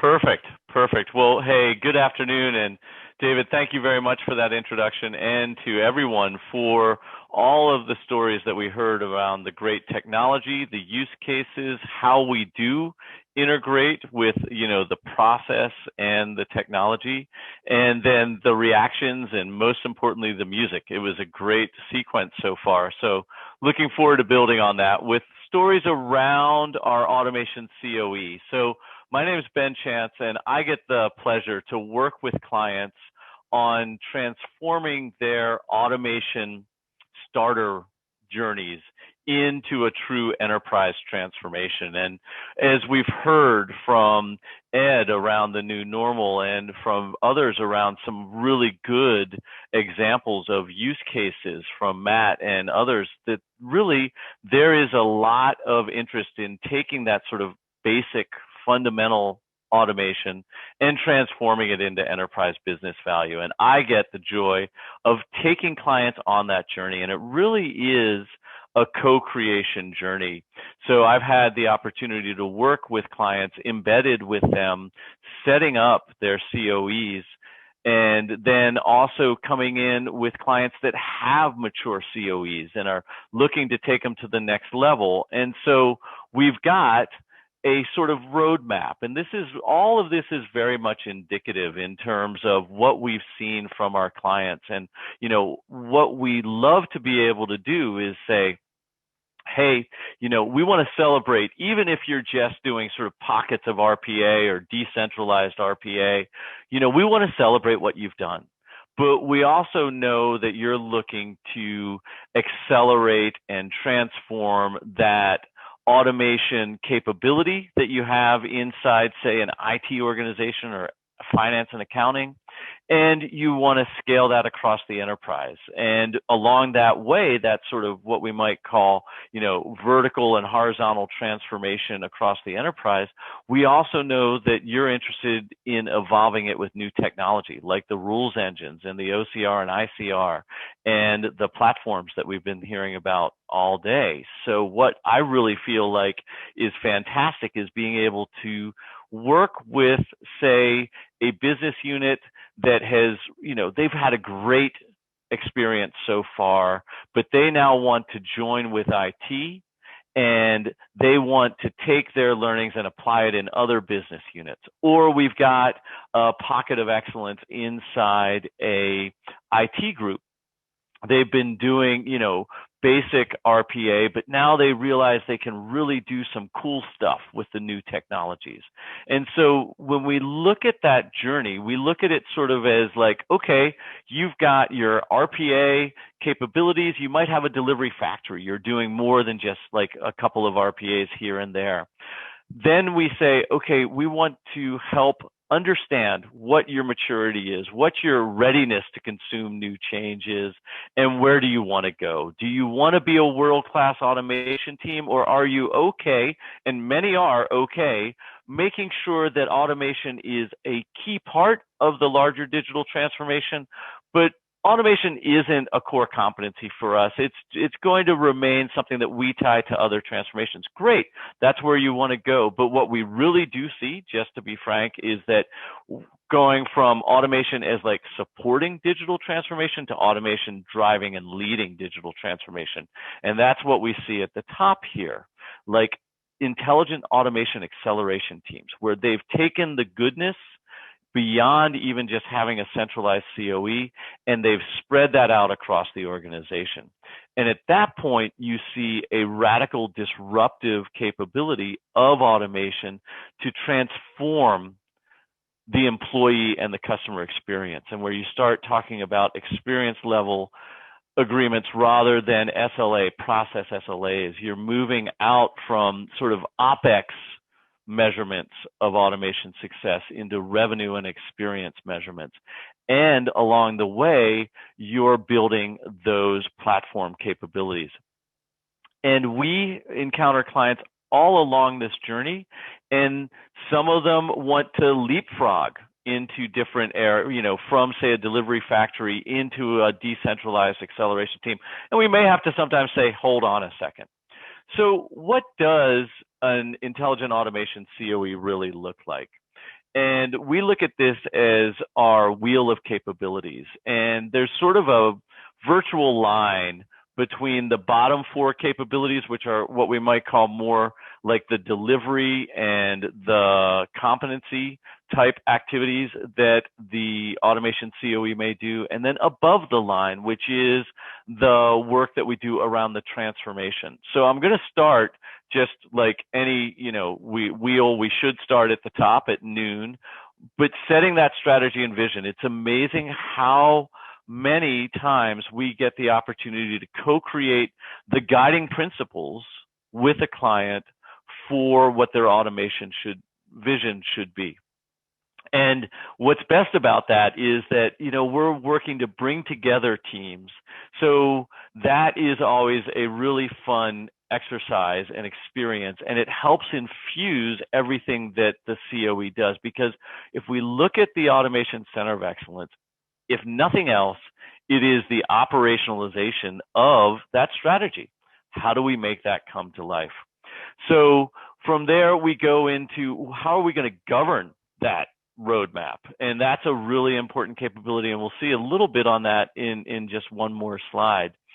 The technology, we've been talking about this, and this is becoming more and more critical. It's not just an RPA vendor anymore. It is a stack. It is a platform that we need to bring with our clients. We need to understand what they currently have, what their estate is. Is it, an enterprise application driven or custom application driven estate from where the applications sit?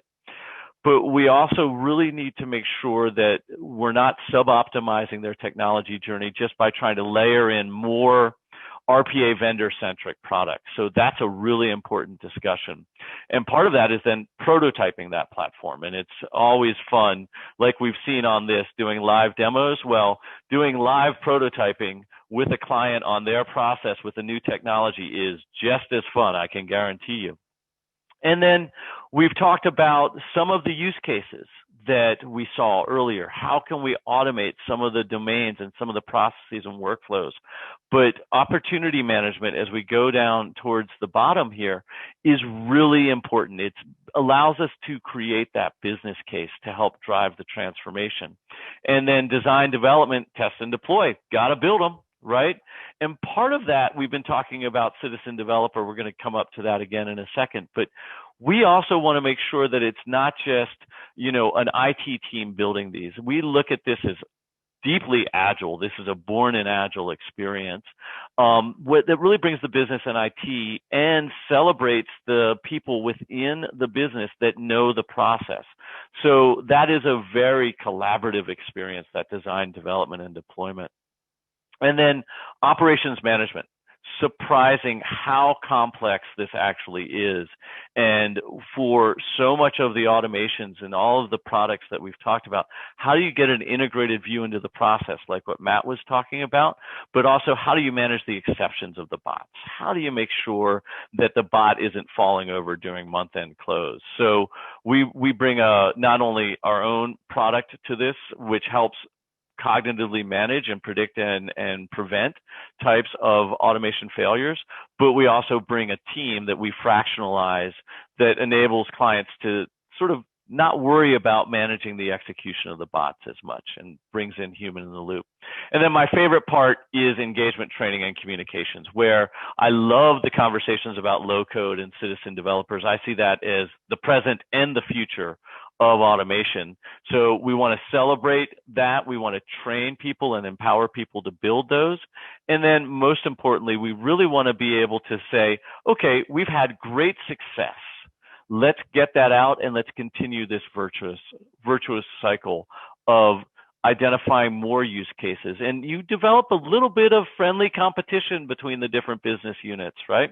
Some of it's not so friendly when you've got OpEx targets, but some of it can be very friendly, and we try to enable that friendly competition. And this is all centered around And we heard this at the very beginning around dynamic. What is dynamic? And our COEs, they are meant to be dynamic at their core. It is not a set it and forget it target operating model. We've made it. We're here. The journey never ends, so it's a dynamic, continuously evolving operating model as we go through that. And so the journey that we look at that sort of takes the COE and puts it into the automation delivery lifecycle also aligns with how we scale out the COE. So if you think about what we do during development of a COE, we come in and we build that strategy, right? We build that business case. We develop the automation factory, and then we operate these automata in production. Along the way, in this purple bar across the top here or in the middle, we look at how we bring in those center of excellence capabilities and that operating model change. And we always look to do this in line with the continued evolution of the complexity of the automation transformation. So if, for example, we're just looking at doing automation within IT in one business unit to start, then that COE might be heavily virtualized. It may have delivery capabilities, but it's not necessarily meant to drive a large-scale automation transformation. But if we are looking at multi-business unit, enterprise-level automation transformation, then we scale that COE on top of multiple different initiatives, on top of multiple business units and delivery capabilities, and multiple pipelines. All we manage through this digital COE, delivering the value on the cloud packs that we've been listening to, and then training people using our automation learning center. And all of these capabilities we've hardened out over the past couple of years with clients, and finding that certain clients are going to consume different ones of these capabilities at different phases. But we tend to see this life cycle kind of go in this fashion. And that ability to actually drive the automation transformation journey is really facilitated by a product that I love and has really been something that I was looking for and my clients were looking for when I was working this in 2017, 2018. But now we've really got that capability built into our offerings for our COE. I was not allowed, and I actually really didn't want to compete with, doing a demo, because there have been so many good products, and I was thinking, hey, I could do a demo of our digital COE, but I don't want to compete with all the other good products. And so we're just going to talk about it, but there is a demo to this product in our link at the end of this. So please feel free to take a look at it. And if you want to vote for it, we'd love it. So, but when we look at the COE, we take all the digital COE, we take all of the capabilities we've looked at, from opportunity identification, through design and development, through management, through engagement and training, and we put them in one portal that is open and available to all of the stakeholders, be them core stakeholders within the automation transformation or the larger extended team that is going to participate in the automation transformation. Because we're still, and will be for a while, needing to bring a much more engaged, experience-centric approach to automation, rather than the automation is coming for, say, my job or for my team and those kinds of myths. So a digital COE, a single place that provides visibility, transparency, engenders trust in what the automation is going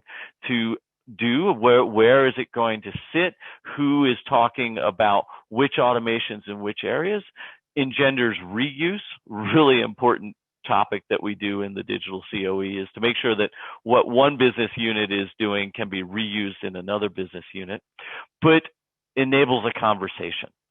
And that whole conversation about automation being within a contained platform that sits on top of the various other tools that we've seen that can pull data in from all of the different RPA platforms and the platforms we've talked about today can pull data in from things like Jira, but provides you with that. I don't like the term single pane of glass because I actually like multiple panes of glass, but provides you and your teams with personalized panes of glass for them to observe and engage in the automation journeys that we've been talking about.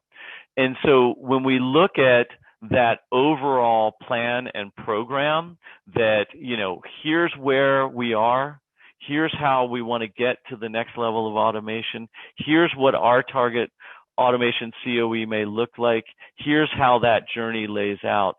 The digital COE helps us orchestrate that across the entire enterprise and the journey.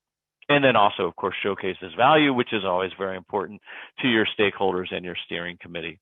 So with that, I'd just like to wrap up and say thank you. And please do go out and take a look at some of the links and our digital COE demo. And maybe in a future AIM conference, we will be ready to compete with the rest of these products here. So David, I'll turn it back over to you and look forward to the next round of conversation. Thank you. Thank you, Ben. It's always a pleasure to have you on the bill. I love your style. I thought it was an apples to oranges kind of a problem. But yeah, we want to definitely check out the link. If you would post the link into the chat. Yeah. And make sure that it's available to all attendees and panelists, and then anybody there could go and check it out. And but definitely bookmark Ben, check him out on LinkedIn. A wonderful resource and great to have you with us. So we're going to take a few minutes now with our panel and have a conversation for about 20 minutes on a couple of topics. Number one, we have just seen a lot of material. So Maria, George, Paul, Harvey, we're going to vote, but we're going to vote at the end of our panel. So let's talk a little bit more about what we've seen, so that our attendees can help get their minds sorted about which is the most valuable, the one with the most wow factor. So first of all, I want to see if George, if we can hear how your audio situation is. George? George, you're on mute. You're on mute. It's going to be good when you're not. On mute. How's that? Oh man, that's the George that we recognize.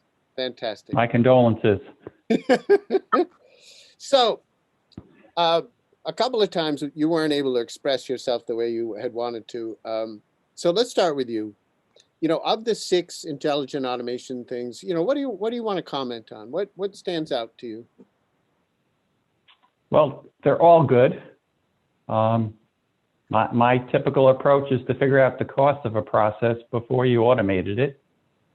So the tools that we saw between process mining and the automation tools are key. However, I spent 20 years looking for what AIIM just demoed. So, I mean, it's fabulous. I know public sector entities that literally have 100 FTEs doing nothing but transferring data from faxes into applications. I think they can do something better with that staff now. And on top of that, we had the opportunity to start with the public sector user group developing use cases for that. So all the other stuff is really cool, but AIIM, she won my heart.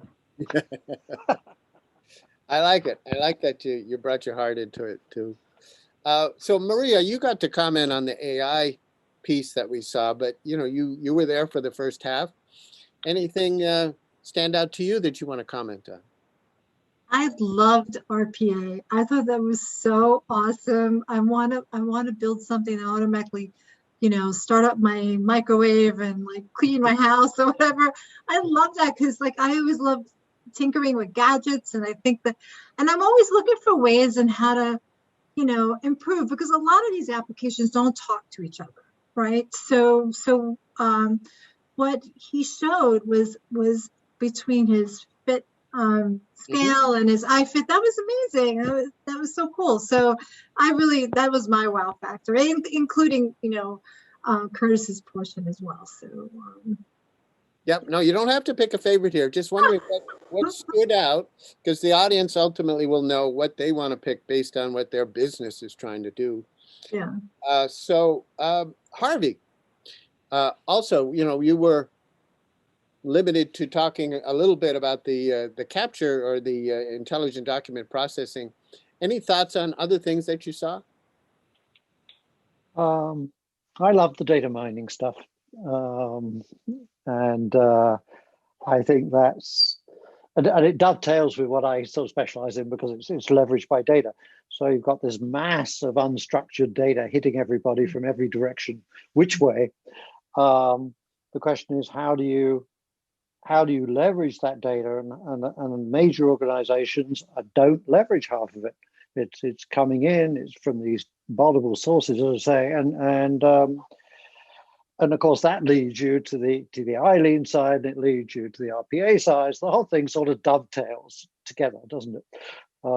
So I have great difficulty because of the dependencies on one thing to another. What I do think has changed, that is fundamental, is that business units are now driving the automation. And so you don't necessarily have the luxury of looking at the top down all the time. A lot of the time you're presented with it. As somebody said to me the other day, we're trying to design the car while driving on the road. And that is the tough issue, isn't it? So it's a fascinating time. The tools are getting developed all the time. They need to be interoperable. I love the fact that I think most of these are being containerized. I love that situation because I think that gives you flexibility. So I'm sort of excited, but if you wanted me to vote, I'd have some difficulty. That's good. That means we presented a good buffet. Paul Cortellesi, our fourth four-star panel member. Anything you want to comment on of our 6 intelligent automation tools? Well, what struck me was 2 important things. The first was this idea of insight, and we're starting to get greater insight. And Maria touched upon it through the idea that these pieces are getting better at communicating with each other. So by having all of these little things all playing nicely in the sandbox, rather than individual silos all competing to keep their information hidden, we're able to get a better insight as to what's really going on. And the other interesting aspect from my perspective is this idea of the citizen developer. Mm-hmm. We've been talking about moving coding farther and farther towards business analysts. My goodness, ever since I started programming with COBOL back in the early 80s. And you're dating yourself. Well, you're as old as I am, Paul. I have another one. How about RPG? So it was utterly ridiculous back then that business analysts would read COBOL programs, but it was felt that by developing a language that they could read, that they would actually do that. And it was complete nonsense. But what we're finding now is through this low code and these opportunities to actually move the ability to make these coding concepts available to people that actually know the business. And I think that's where we're going to find an awful lot of opportunities that then feed back into this idea of the insight from all of these systems all communicating together and marching in the same direction.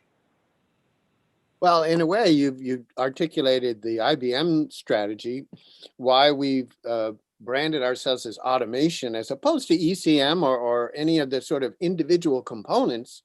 We're looking at this umbrella term. Not everybody's come along at the same speed, but I think it's starting to be clear that all of these pieces need to be interconnected. And then when they are, look at the data that's available and the things you can do with that data. So it's been fun to watch the aha moment happen slowly, but you've definitely articulated it very well. You know, one of the sub-themes of this event is changing how work gets done. So I wanted to ask each of you, and maybe I'll start with Maria, to comment in any way you want that you're comfortable with about your organization or the industries you focus on. You know, how is work changing? How are you changing how work gets done at the United Nations? What can you comment on that?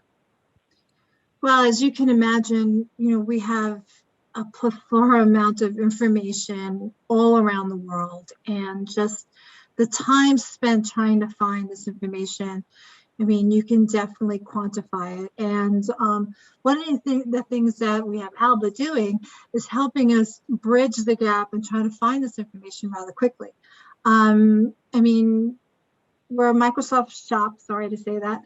And, and just, I have documents everywhere, and I can spend like 20 minutes trying to find these documents.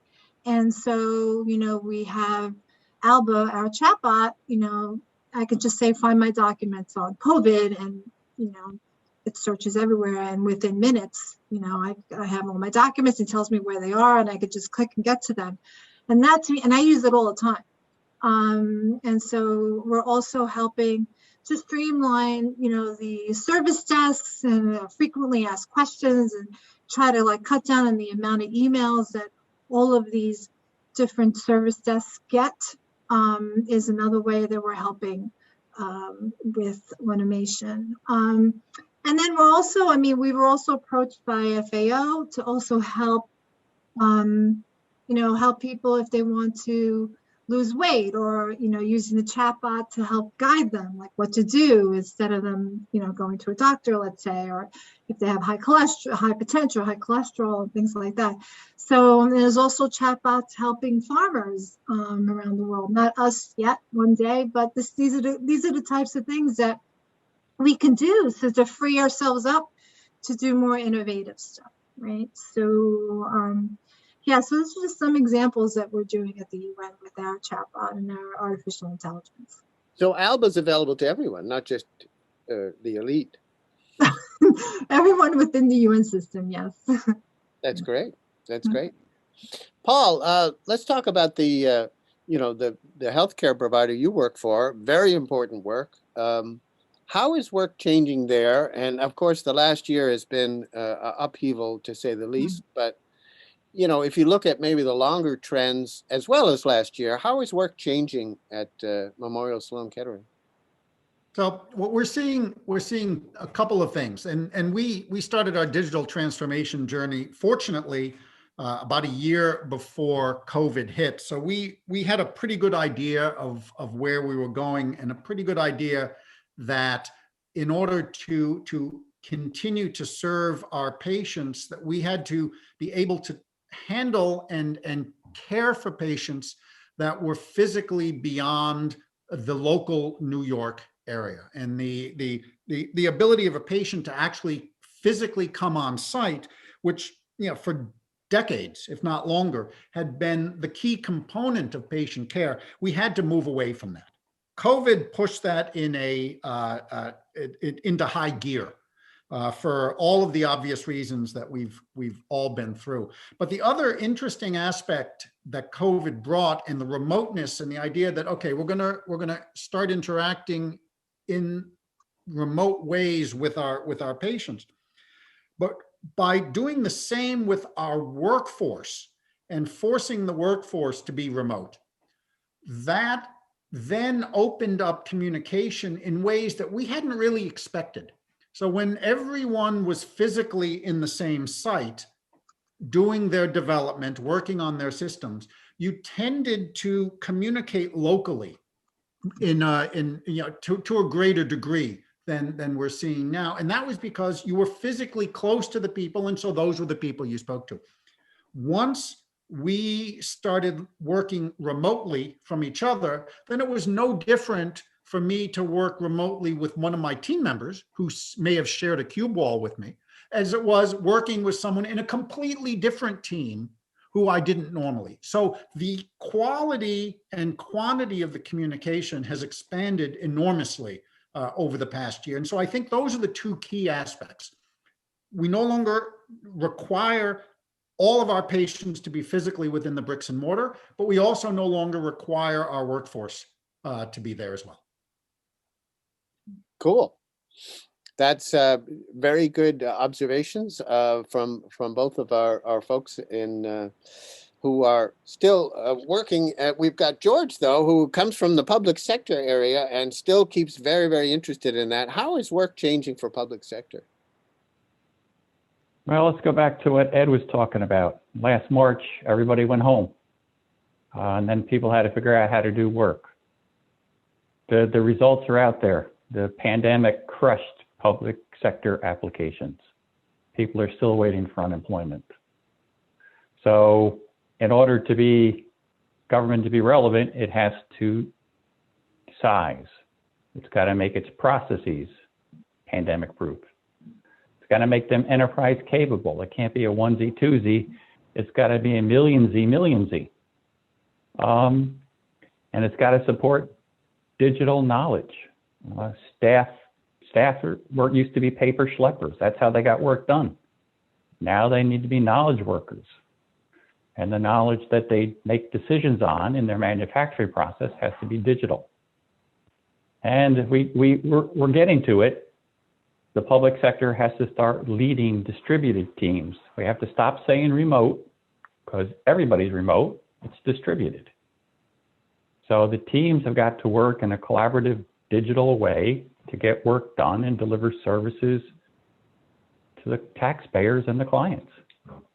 So and if you go back and talk to people, those who had their processes digitized before, they just keep running. They don't care where they are.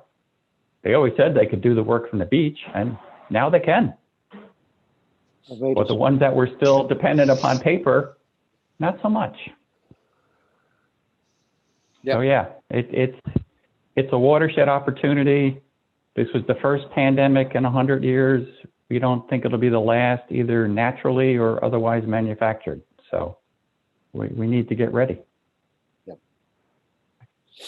Well, so my last question to each of you is the best advice that you can give to our AIM audience here on how to be successful with automation. And I'll start with Harvey. You know, this is a business you've been a part of for decades and decades now. What is the crystallized wisdom to tell people when they get on this journey? Oh my goodness. Well, you can even give them a couple of pieces. You know, Ben gave us a great view of what a center of excellence can do. You know, the nature of business is changing as we've just talked about. So the low hanging fruit has been getting rid of paper, and the pandemic's accelerated, which is the sort of elephant in the room in some ways. It's accelerated the elimination of paper from people's businesses, and that. The other part of that, and converse of that, is it's changing the velocity of business. So the business has to keep up much faster, and that requires scalability. It requires, which I think was something Maria was talking about, and requires different architectures to deal with it, and maintain your customer quality and loyalty is what I'm trying to look at, because there's much less loyalty because of all these services that are available. So I think that, and as I say, we're all trying to create things while we're trying to run a business, and that's huge. So you've got to create a bolt-on strategy. And the bolt-on strategy is evolving out of the cloud services model, where you don't have to code things. You just basically invoke APIs in order to invoke services. You've got an invoice like AIIM was showing, which happens to be in French, then invoke a translation service from Watson and pay for it in order to convert it. That type of capability you can invoke very, very quickly. We've just been looking at a website with word process. We want to take some payments. You can just pull down an API to enable payments to be made without having to do code. So It's low code, no code, future driven by user departments who know what they want to do, want to achieve. So I think you have to develop a bolt-on strategy in association with a cloud set of services. And you have to work with the user departments. So it's all about what are the users trying to do, which is in fact what you were showing with a lot of the workflow optimization tools. So that's my sort of very good. That's 50,000 foot comment. That's what we're looking for. Maria, you raised your hand. I wondered, do you want to comment on? Doing that. I don't know. No, I didn't mean to. Okay, well, that's okay. You're next anyway. So your thoughts on best advice for our AIM audience about how to be successful. We're computer nerds, right? And for as much as we automate, we have to remember that there's a human factor, right? We have to communicate. We have to reach out. We have to show people what we can do because, a lot of our users are not nerds, right? And they have problems and they have pain points. And so networking, communication, definitely, Alba was R&D for like 2.5 years. And, I've been on the team for about 8 months now, and now we're exploding, and then it's basically because, you do workshops, you communicate, you reach out to your old buddies, things that you can, that are possible, because you have to help people think beyond the box, outside of the box, right? So that's, again, no matter how much we automate, you still have to be in touch with people. And I guess that's why I'm here still too. I left UCM, but I'm still here, but I'm happy to be here. But that's what you do. And that's what's great. That's what I do. That's what all of our panelists do, and why I'm so grateful to them. Let's go to Paul, and then George will have the last word. What's your advice, Paul, to our AIM viewers? Well, there's a couple of interesting things that I'm hearing from my prior panel members that changed what I was going to say. I was going to be a little more typical, but Harvey mentioned velocity and loyalty, and then Maria said the same thing in many respects. Things are changing quicker, and she said you have to look and think outside of the box. But part of the problem is the workforce may be terrified that they're being replaced by the box. And so give the teams and give the workers and give everybody the longer term view. We've been very focused for years and years when building systems to be very local. You worry about the requirements, you worry about the taxonomy, you worry about security. And as these systems become better at communicating amongst themselves, I feel very strongly that we as computer nerds, to echo Maria, as computer nerds, we have to do a better job of showing the bigger picture and showing how does this piece of automation fit in with the larger company's motivations and goals. Okay, marvelous. Thank you. In the last minute before we vote on the 6 intelligent automation tools, George, what is your advice to our audience? So anytime you see a piece of technology that you think you could help, from the time you see it to it's deployed and delivering benefits is a journey. So for anybody out there, especially for the public sector, you need to start figuring out what the cost of the current process is. One, because it's going to be more astronomical than anybody figured, and because in all likelihood, there's a $2 trillion law about to be passed in Washington, and there's the potential of money coming to the states. During the Great Recession in 2009, funding trickled down, and we were able to implement major applications because we knew what our costs were beforehand. Now, when you opened up today, Dave, you said, this technology is solving a business problem. Okay, now how do you foster technology and deploy it within an organization to be successful? So of all the things we saw today, the most important topic was Ben's about a COE, developing a center of excellence where people can get things done You have a small focus group of staff who execute. Having set up an SOE with 12 people per DBA, we served 100,000 users and saved $100 million a year. So that's part of the journey. You see the technology, you make the cost justification for it, and then you have to tune the organization to support its deployment and enjoy its benefits. And now is the time. Yes. Good. Well, that's and David, where's your ugly shirt?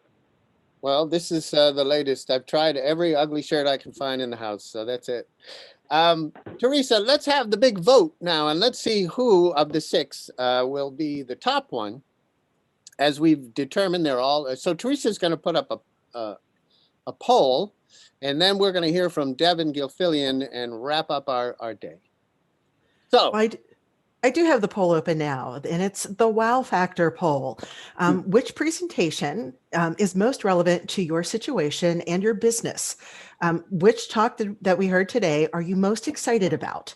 Is it the one on process mining, the starting point for digital transformation? Was it the talk on robotic process automation, building a robotic health monitoring system? AI-powered document processing, don't touch that document. Was it the 4th tool we saw, intelligent work management, gain control over business outcomes? Was it tool number 5, the DBA SIM, a new tool to determine opportunities and ROI for automation? Or was it the final tool that we saw, digital decisioning, when business rules meet machine learning? So I'm just going to give you another second here to answer that question before I share the poll results and for David and everybody else to see those results here. So let me just 5 more seconds here. It's happening. It seems pretty easy. Is there a button to push on? I don't think I see the poll the way the audience does. That's all right. Submit on the bottom. Well, I'll tell you what, let me go ahead and end the polling for the audience, and let me display the results. Share results. Okay, so I'm sharing that out there right now. All right. That's the right one. From what I'm seeing here, the tool that got the greatest number of votes was the AI-powered document processing. Don't touch that document. It was the 3rd tool that we saw today. That's the one that our audience kind of liked the most. Well, that's cool. I just took a shot of that.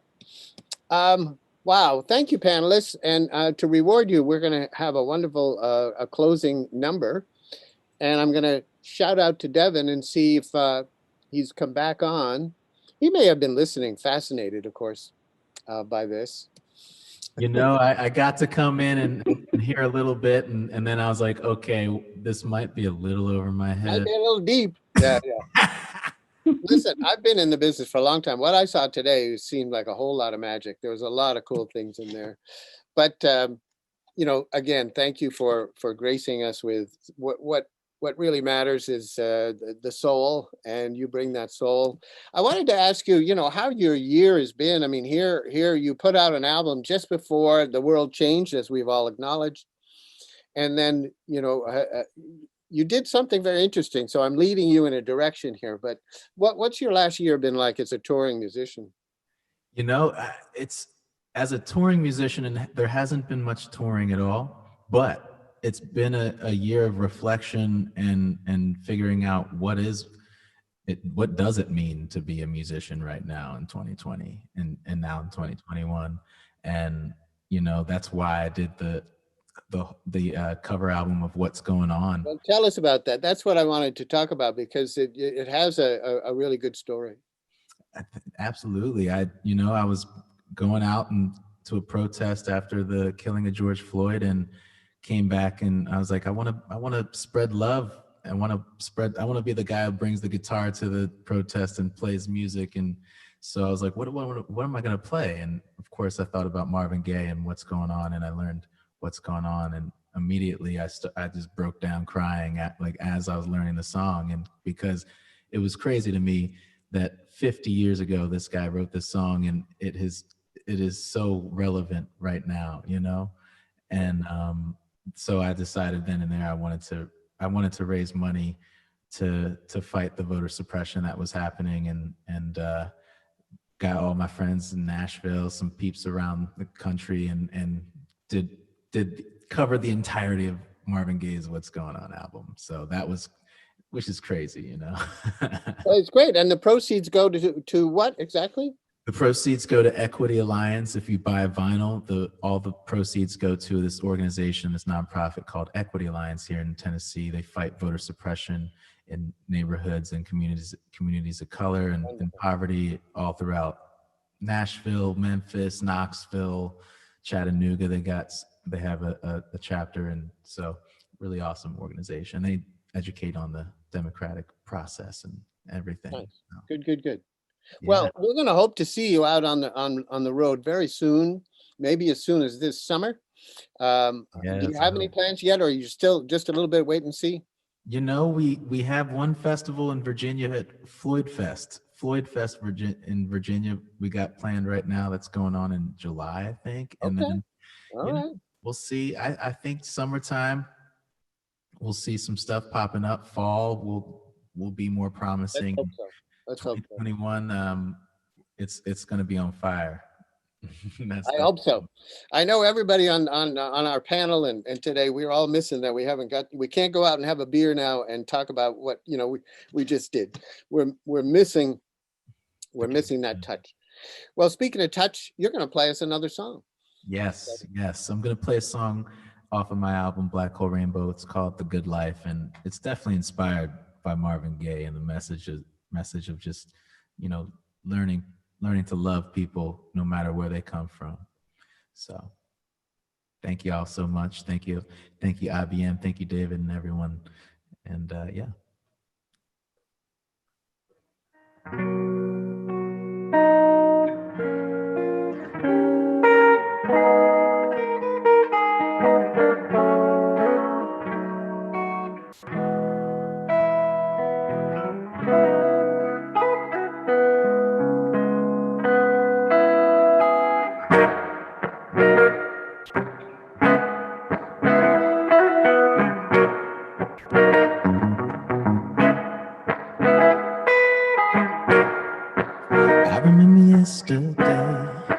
Trouble was so far away, making castles in the sand. Everyone a different shade, but everybody was the same when the lion kissed the lamb. So it seems in my dreams, may it be, I'm talking about that good life.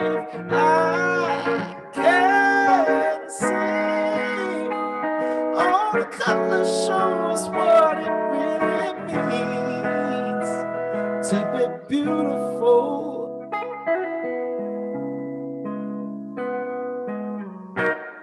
Remember when the violence stopped and all the doors were left unlocked, and the stranger was your brother?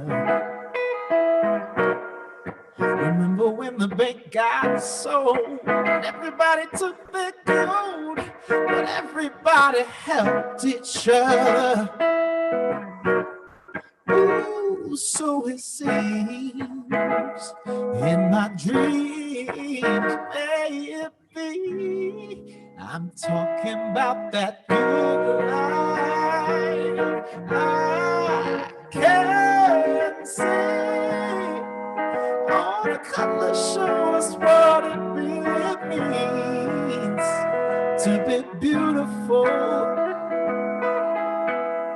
I'm talking about that good life where we all have peace. We don't shut our doors and tell them all to leave, 'cause they're beautiful.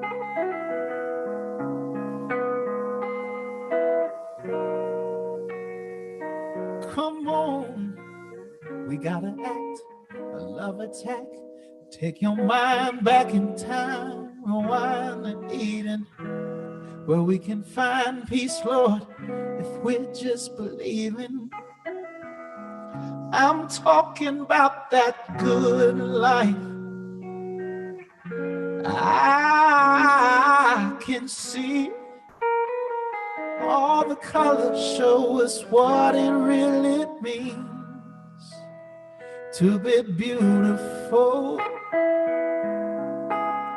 I'm talking about that good life where we all have peace. We don't shut our doors and tell them all to leave, 'cause they're beautiful.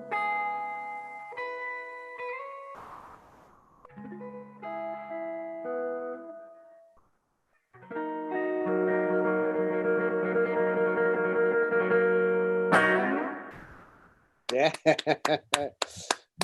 Thank you, thank you, thank you. Thank you for inviting us into your home and sharing your art and your music with us. So thank you so much. I appreciate Made it. it special, and we had quite a journey, didn't we, people? Thank you, David, and thank you everyone at IBM. Appreciate y'all and everything you do, seriously. Good. Well, that's the theme that I'm going to close out now with. I'm going to thank George Warner. I'm going to thank Maria Venezia and Paul Cordalesi and Harvey Spencer for being our Blue Ribbon panel. I want to thank our IBM presenters and our partners, Troy and Jared, for putting together great presentations, great demos so that we could see what they're talking about and experience it. And of course, we've got to thank Teresa and the AIIM team. We've got our own team, Catherine and Tianda, and we had a couple of Catherines, in fact, and so thanks to all of them. A lot of people were behind this, and so gratitude all around. So Teresa, any last word from you? My grand last word is to, if you enjoyed what you were listening about today, get a whole lot more of this at the AIIM conference coming up, April 27th to the 29th. Our conference team headed by Georgina Cullen is doing a fantastic job of lining up so many different types of participatory, workshop-y type of sessions. Please check it out, aimconference.com, and I look forward to seeing you there. Great. So thank you all again. And as they say, bye for now.